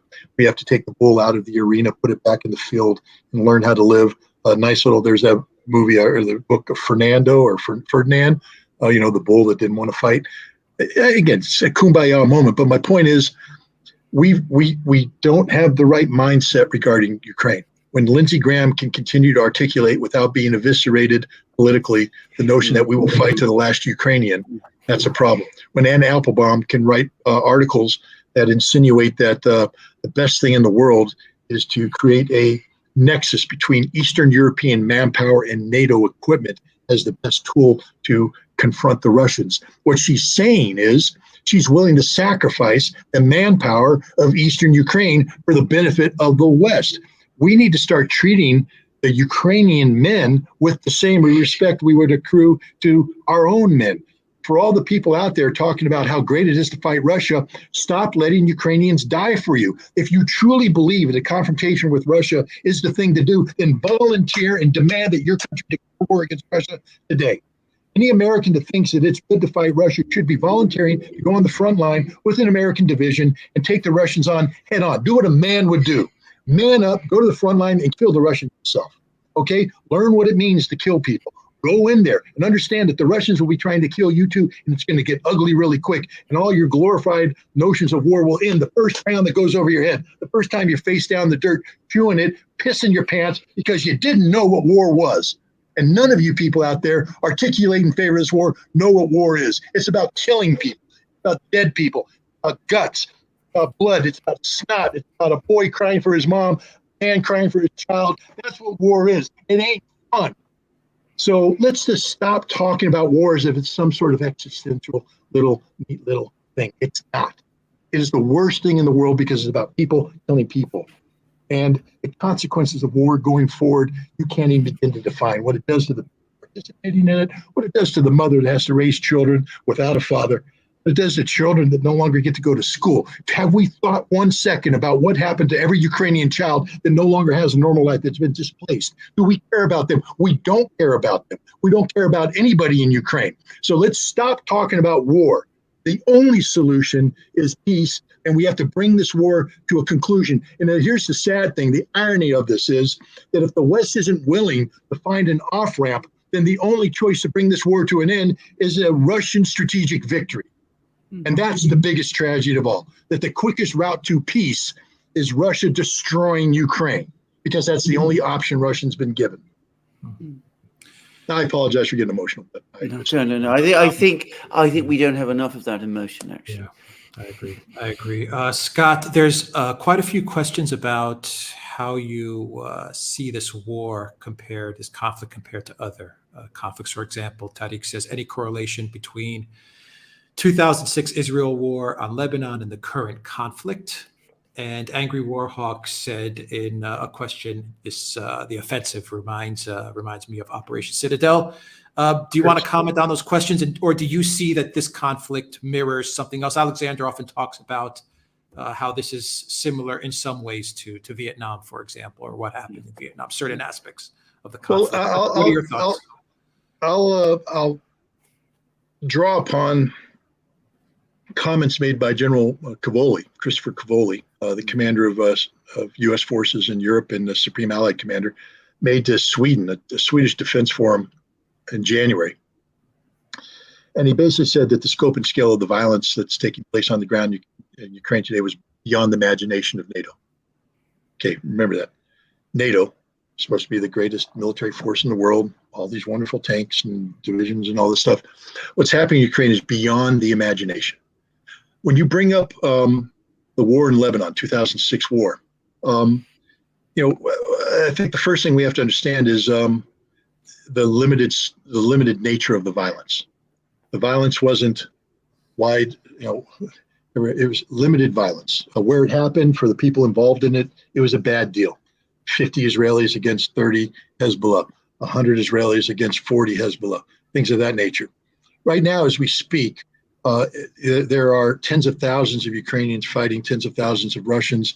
The artillery being brought down is the greatest concentration of artillery fires in the history of the war. The precision nature of the weapons is beyond belief. When you have a 500-kilogram bomb hitting the target it's aimed at and blowing up, killing everything there, the death is immediate, it's widespread, it's prevalent. This war is unlike anything that has ever occurred. Unlike anything that has ever occurred. You can't, every mercenary that goes there comes out and says, I didn't expect that because they came from Iraq, they came from Afghanistan. Yeah, a firefight's a bad deal. Bullets are going around, people are dying. You're thinking, that's the worst thing in the world. Well, it ain't the worst thing in the world. The worst thing in the world is that happening and artillery coming down on you and aircraft dropping bombs on you. You can't communicate because it's being jammed. Nothing works. And your only hope is to die. That's what's happening in Ukraine right now. It's a very, very bad place to be. There's no war like it. And this is the future of conflict between large armies. The world hasn't seen this level of violence since the Iran-Iraq war, when you have large armies that are fighting each other to the south. But even the Iran-Iraq war, the very few battles reached this level of intensity because they didn't have the same amount of artillery. Artillery is the game changer here. The accuracy of artillery systems, the lethality of the munitions. It's an absolute game changer. And I don't think people appreciate that enough, just how deadly artillery has become. We've always talked about it, always the big guns booming and all this kind of stuff. It's different. So this war is not like that. There are things coming out of this war. Drones. I think the level to which drones have been incorporated into modern warfare, from everything from intelligence collecting to actually lethality using drone grenades or kamikaze drones. It has changed the dynamic. It's something. I don't have the statistics yet. It'll take some time for it to come out, but what the percentage of kills, what's killing what? What's the number one killer of tanks right now on the Ukrainian front? Is it precision guided artillery munitions? Is it drones? Is it other tanks? Is it mines? I don't have that answer yet. So it's hard for me to talk about, a revolution in warfare in terms of, what's happening, what's killing what. All I do know is that a lot of things are being killed, and that the war that's there it has a level of lethality that we haven't seen since World War II in terms of the concentration of death. How quickly 250 men, how quickly 500 men, how quickly 1,000 men can die. And the answer is, in Ukraine, very quick. Right. Scott, talk to us about the nuclear weapons in Ukraine, the tactical nukes that some people in DC are talking about. A lot of questions about tactical nukes as an escalation in Ukraine. This, I'm sure, I would refer to that article by Michael Rubin. There's questions about Scott's thoughts. I'm sure you've come across him, Scott. Yeah. Well, Michael Rubin and I go back to Iraq, and I don't have too much use for him, and I don't have any use for anybody that advocates the introduction of nuclear weapons into any conflict, let alone one that can put the United States and Russia together. First of all, there are no nuclear weapons in Ukraine. None. Zero. The Ukrainians have the ability, if they wanted to create a dirty bomb, but that's not a nuclear weapon. That's a radiation weapon, so to speak. But in terms of actual fissile material packaged properly to be weaponized, they don't. The Russians have nuclear weapons. They're going to introduce nuclear weapons in July to Belarus in a scheme that mirrors the NATO nuclear umbrella, where we have 100 B-61 bombs scattered to 5 locations around Europe that can be married up to NATO aircraft that can be used to attack Russia. Russia says, good, you want to play that game? We're going to give We're going to put nuclear weapons in Belarus. We've married it up to some Su-25 aircraft, some Iskander-M missiles, and now Belarus has the ability to launch nuclear weapons when we decide they want to launch them. Very dangerous thing. First of all, Russia will never use a nuclear weapon against Ukraine because Ukraine is a Slavic country. While there is an increasing hatred for the Zelensky government and for the right sector, for the Banderists, the Russians aren't going to nuke fellow Slavs. They're not going to nuke the Ukrainians. It just isn't ever going to happen. If they were going to use a nuclear weapon, it'll be dropped on Brussels. It'll be dropped on Berlin. It'll be dropped on Paris. It'll be dropped on London. The last place it will be dropped on is Kyiv. So that's that. The United States, on the other hand, let's say there's people that say, we should get American boots on the ground. Well, let's just go through the following scenario. So the United States takes the 2nd Brigade of the 101st Airborne Division, which is certainly, or was a little while ago, I don't know if they're still there, floating around Romania. And they say, we have to prevent Odessa from being overrun by the evil Russians. So they send the 101st Airborne, then the 2nd Brigade. And as the 101st Airborne makes its helicopter-borne move, they lose 30% of the helicopters instantly to Russian air defense. The other 30%, another 30% as they land, get hits by Russian air power. We project air power in to protect this bridgehead, and all the F-35s we send up get shot down. We lose 60 aircraft in a day. Now we have Americans on the ground, thousands dead. Again, we're not used to those numbers. Thousands dead. We'll lose more people in one day than we lost in the entire Iraq war. And the remainder are going to be taken prisoner. The Russians are swamping them. It's over. It's a scene out of the Game of Thrones. Remember when the Dothrakis charged the Lannisters? That's what's going to happen. So it's gone. The 101st Airborne ceases to exist a day and a half after they were put in there. Now America says, oh my God, they project the 2nd Brigade of the 1st Armored Division comes rolling out of Poland. Hey, it's a heavy brigade. It's American tanks. As they come in, they're hit, they're blown up, more air defense down. And America goes, we just lost everything we got, and the Russians are coming. We got to nuke them. Because that's what we have. We have nuclear weapons. And so we have no choice to nuke them because we've emptied. We have nothing left. So we say, well, God, let's escalate to de-escalate. And so we say, hey, that W-76, or give me one of them B-61 bombs to make NATO's nuclear umbrella look really robust. And so they have a Belgian F-16 load on a B-61, and it comes flying in, and somewhere over Poland, it arcs off the B-61, and it comes arcing in, and it impacts on the Russian. But we lowered the yield, and we weren't going to really nuke them. We just tucked down to maybe 10 kilotons. And we killed 12,000 Russians. And we sent them a signal. And by the time we finished that thought of we sent them a signal, it's all over because the Russians just nuked everything. We're all dead. That's the reality of nuclear weapons. There is no role for nuclear weapons in this. And again, if NATO wants to take on Russia, then man up, spend the money, build the military force necessary, be a man or be a woman. I don't care what you are, but have the internal fortitude to say, this is something I'm willing to die for. I joined the military back in the 1980s because I said defending Western Europe from the Soviet threat was something I was willing to die for. Because I grew up in West Germany. I grew up believing that the Soviet army in East Germany was a threat worthy of the sacrifice of my life and my fellow citizens. I believed it and I was ready to do it.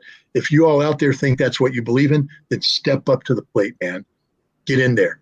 Do it. Join the military. Call your congressman. Beg for war. But make it a conventional war. Make it one where, it's a force on force. May the better team win. Don't go to the coward's way out, nuclear weapons, because it's the coward's way out. You're condemning everybody to die for your stupidity. If you want to commit suicide, join the military, go to war against Russia, be my guest. Fortunately, our policymakers understand just how stupid that is, so it's not going to happen. But we need to stop talking about, and Michael Rubin needs to shut the F up.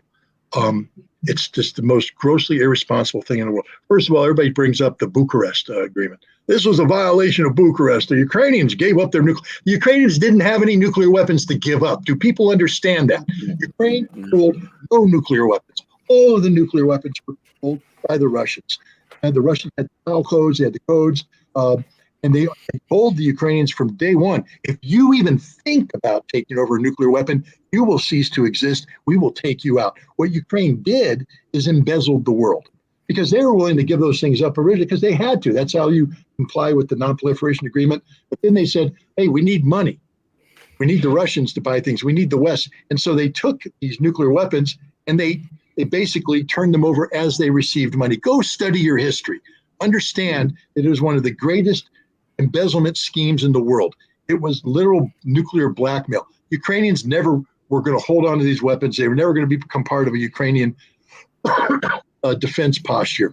These weapons would never exist under Ukrainian control, ever. So don't pretend that they could have. They never would have. And be respectful of what the Ukrainians did, which is not look for legitimate non-proliferation, but being the greedy, corrupt nation that it is, it sought to embezzle the West and embezzle Russia by trading nuclear weapons for money. That's what it was. So quit quoting Bucharest. It's a non-entity. It's a non-issue. It was never taken seriously, mainly by the Ukrainians. Well said. Well said. Scott, we've had you on for almost 3 hours. I'm going to give you 3 quick questions now for you to answer, okay? Your thoughts on AI in this conflict or in the military in general? A lot of questions about AI.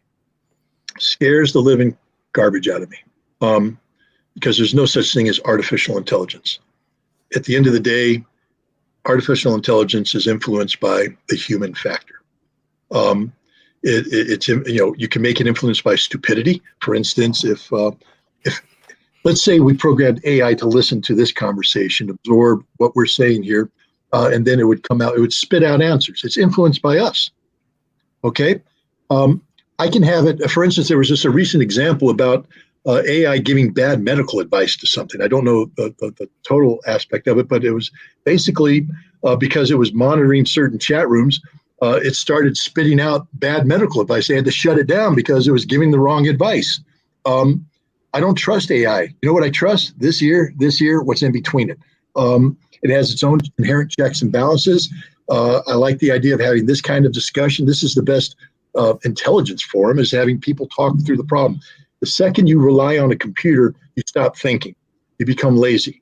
There's still an experiment I want to run with Chat GPT. I guess that's a thing, because college kids are using it to write college papers. And I'm just always curious because I do a lot of original research that requires me to dig deep to get to the truth. Does Chat AI or Chat GPT do the deep dig, or does it take the easiest route out? As this computer goes out, is the algorithm designed to search for the truth, and how does it find the truth? Or does it look for the most popular concepts and bring that back and encapsulate it as the truth? And now artificial intelligence becomes a prisoner to prejudices, and it's not intelligence, it's stupidity. And we should never allow artificial intelligence to have any role in critical decision making. It should always be the human factor. We should always, at the end of the day, be able to say, time out, stop, doesn't make sense. Doesn't make sense. But the second we tell a computer that you're in charge because you're artificially intelligent, that's the beginning and the end of the world. I'm not a big fan of AI at all. It's a tool, like anything. It's a tool that can be used. But as long as you view it as a tool and not the solution, then you might have. Right, Scott. Your thoughts about negotiations? How are negotiations going to happen? Considering the Russians' best question ever. Look, I went to Russia, and your thoughts on the security guarantees as well that I was talking about. Yeah, I went to Russia selling a book. The book was Disarm at the Time of Perestroika, and it was a history of the INF Treaty. And I was promoting it not only as a history, so people can know what happened, but also as a template for the future, saying that, when we have bad relations between Russia and the United States as they exist today, understand that we had bad relations back in the 80s, and yet through the INF Treaty, through negotiations, we were able to come together and work our way out of it, and therefore we could use arms control again. But the problem is, and the inherent flaw in my argument, is that INF Treaty is the treaty that gave birth to Dovrei no Povrei, trust but verify. Trust. There is no trust today.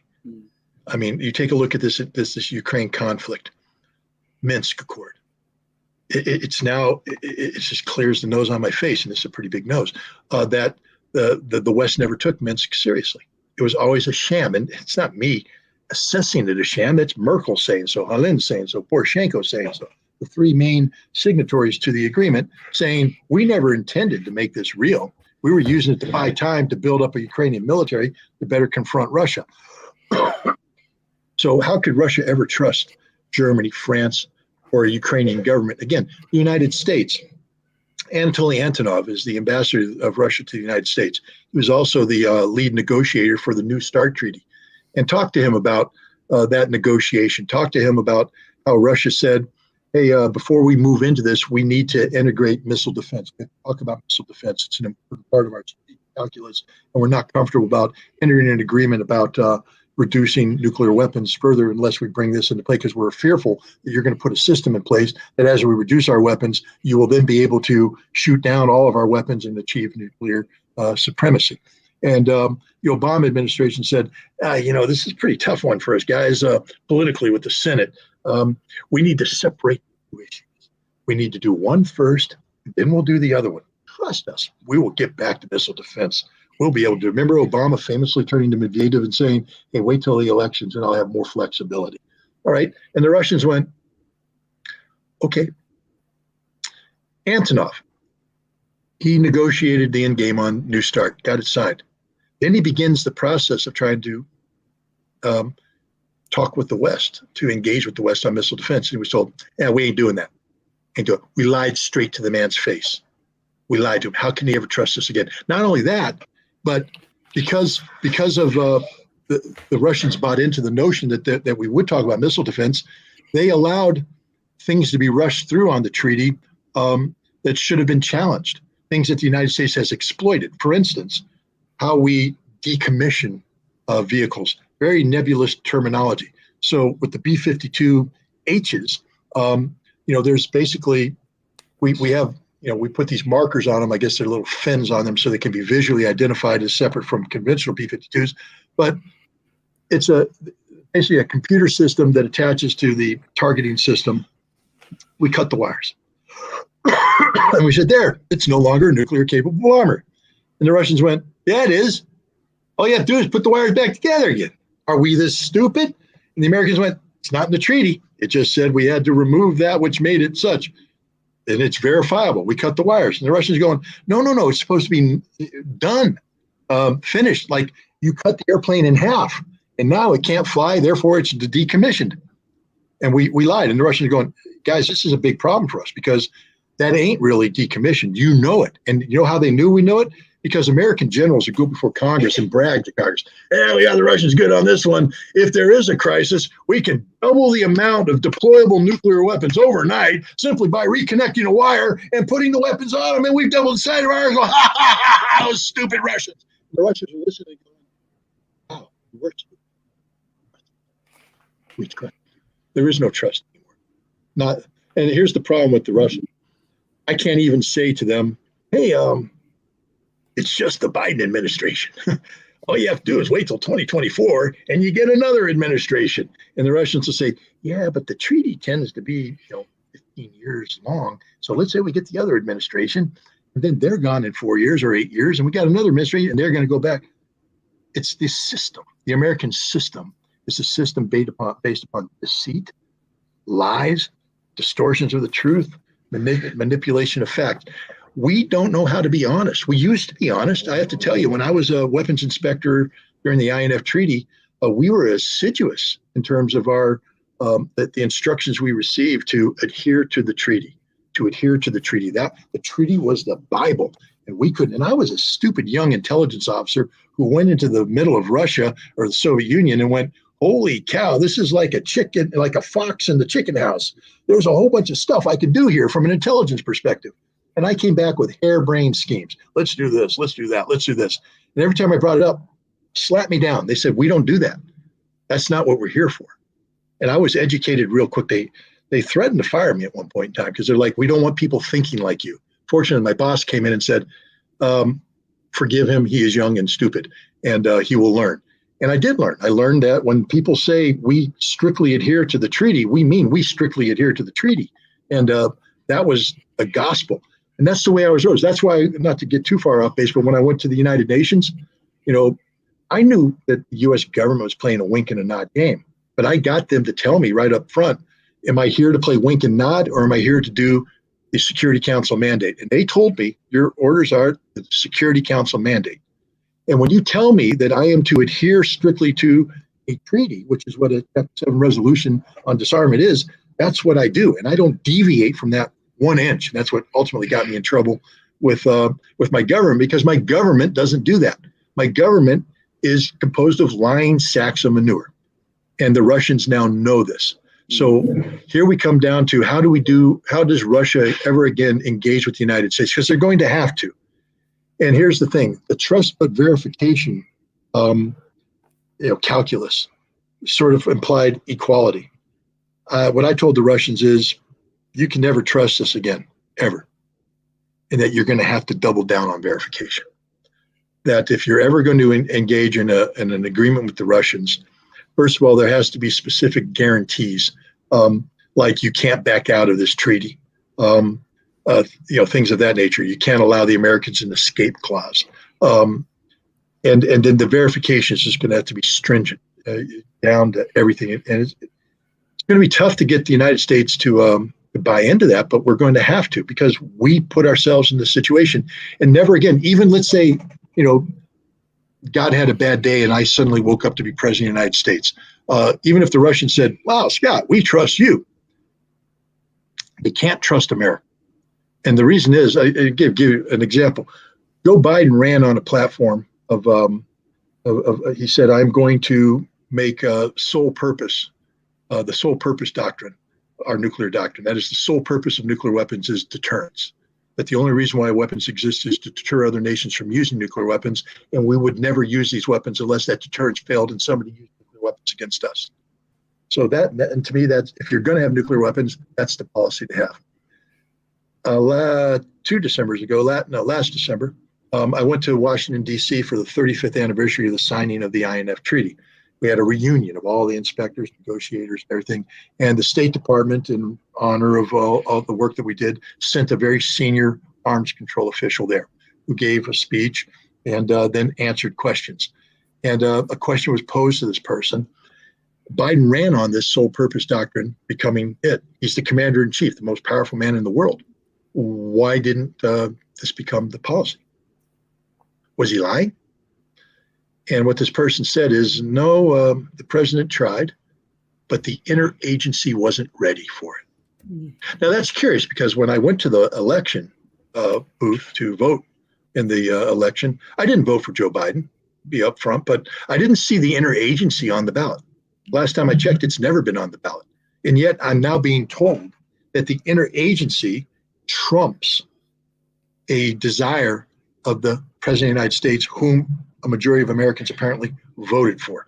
It means that America is not a democracy, that something else is running America. And it's very, very problematic.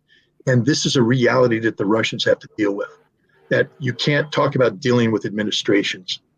You have to talk about dealing with an American establishment that is corrupt to the core because it's not held accountable to the American people.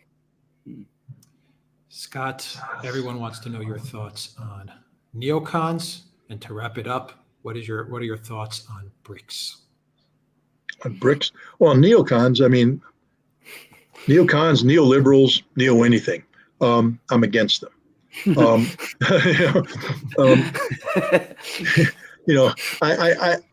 in favor, because first of all, the notion there, it all traces back to American hegemony, American supremacy. Whether you're a neoliberal, neocon, what you're talking about is an ideology that's premised on the dominance of America. And that's problematic, especially in this world. I love my country. I really do. I consider myself to be deeply patriotic. But gone is the day where I accept the notion that we are the shining city on the hill. I've done too much travel around the world. I've looked at too many cities, and I don't see us as a shining city on the hill. I see us as wanting to be a shining city on the hill, and that's good. Everybody should aspire to be that. But we are really the putrid ghetto at the base of the shining city. We are a crumbling society. We are with a crumbling infrastructure, crumbling morals. I'm not going to get too far off here, but we've lost our way. And so the idea that we, with all of these problems, are going to dictate to the world how to live is absurd.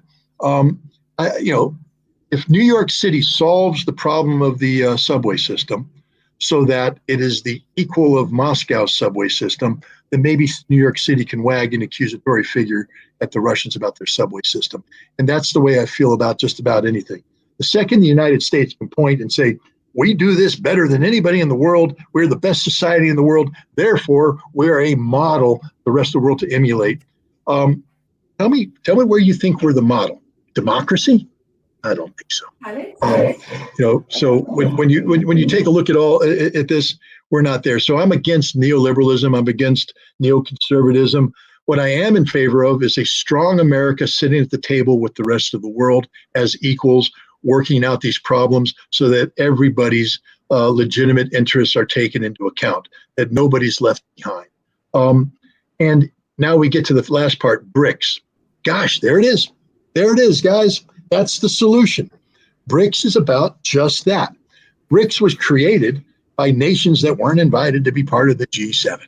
The G7, of course, is the group of seven, the largest, most influential economies in the world. But it really means that the United States dictating terms to six nations to do what America wants it to do. And all the other people that weren't in that, they were invited to be something called the G20.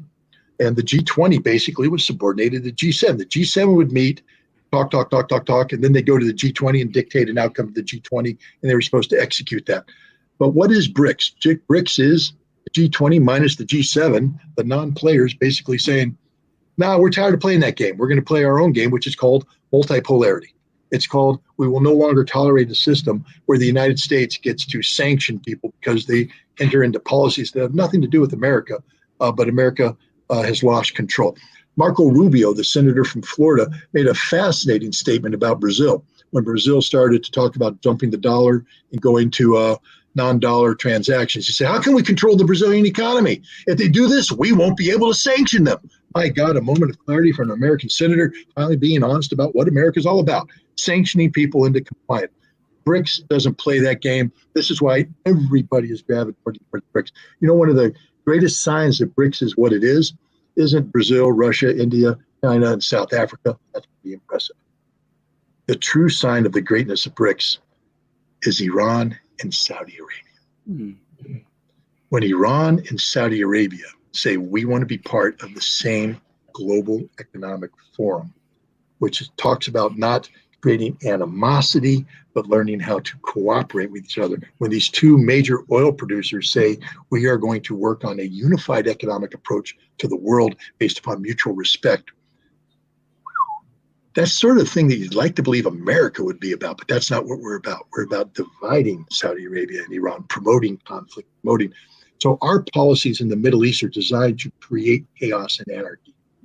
And suddenly we have China coming in and saying, part of this BRICS approach to multipolarity, we can have peace break out all over. Isn't that nice? And for once, nations are saying, yes, that's what we want. Peace to break out all over. So that's what I view about BRICS. Is it perfect? Nope. But it's heading in a good direction. And that's the trajectory everybody should be wanting to be part of. And remember, why is Emmanuel Macron saying, hey, I want a seat at BRICS? Well, because he recognized that the seat he has at the G7 ain't quite as fancy as it used to be. Fantastic answer. Putin derangement syndrome existed long before Trump derangement syndrome. Oh. Thank you, Sparky, for that. Scott Ritter, the great, the fantastic, the always engaging, and just a great guy. Scott Ritter, thank you very much for joining us on this amazing live stream. It really was an amazing live stream.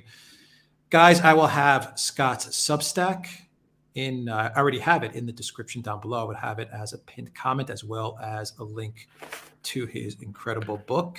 That will be as a pinned comment down below. Thank you to everyone that joined us on Locals, on the Duran.locals.com, Rockfin, Odyssey, Rumble, YouTube, Telegram. Thank you very much to our amazing, awesome moderators. And what else do I have to say? I think that's it. Alexander, Scott, any final thoughts before we sign off? And by the way, guys, we will answer all the questions as we always do in a dedicated video because there are a lot of great questions. But Scott answered pretty much all the main themes and topics for this live stream from everyone that viewed this live stream. Alexander, Scott, final thoughts, and we'll. I just wanted to say thanks to Scott for an absolutely titanic live stream. I mean, titanic in scale, breadth, insight. I mean, it's phenomenal live stream. Thank you, Scott, for coming on our program, and let's have you again. Well, I want to thank you guys for inviting me on. I know this as I become more and more engaged in social media and become more educated about this and the topics that we addressed. There is a constant theme. It is you need to go on the Duran. You need to go on the Duran. Why aren't you on the Duran? Well, here I am, and I thank you for inviting me. So, because apparently this is, and I agree with them, this is a very, very influential, and influential for all the right reasons, forum for getting a deeper understanding. So I want to thank you for doing what you do and for allowing me to be a part of it. Well, it's our pleasure, and we are very honored to have you with us, privileged to have you with us. And I'm sure I speak for the entire Duran community when I say that. Well, thank you very much, Scott Ritter. Thank you very much, Alexander McGregor. Have a great morning, afternoon, evening, wherever you are in the world. Take care. Okay. Have a good day.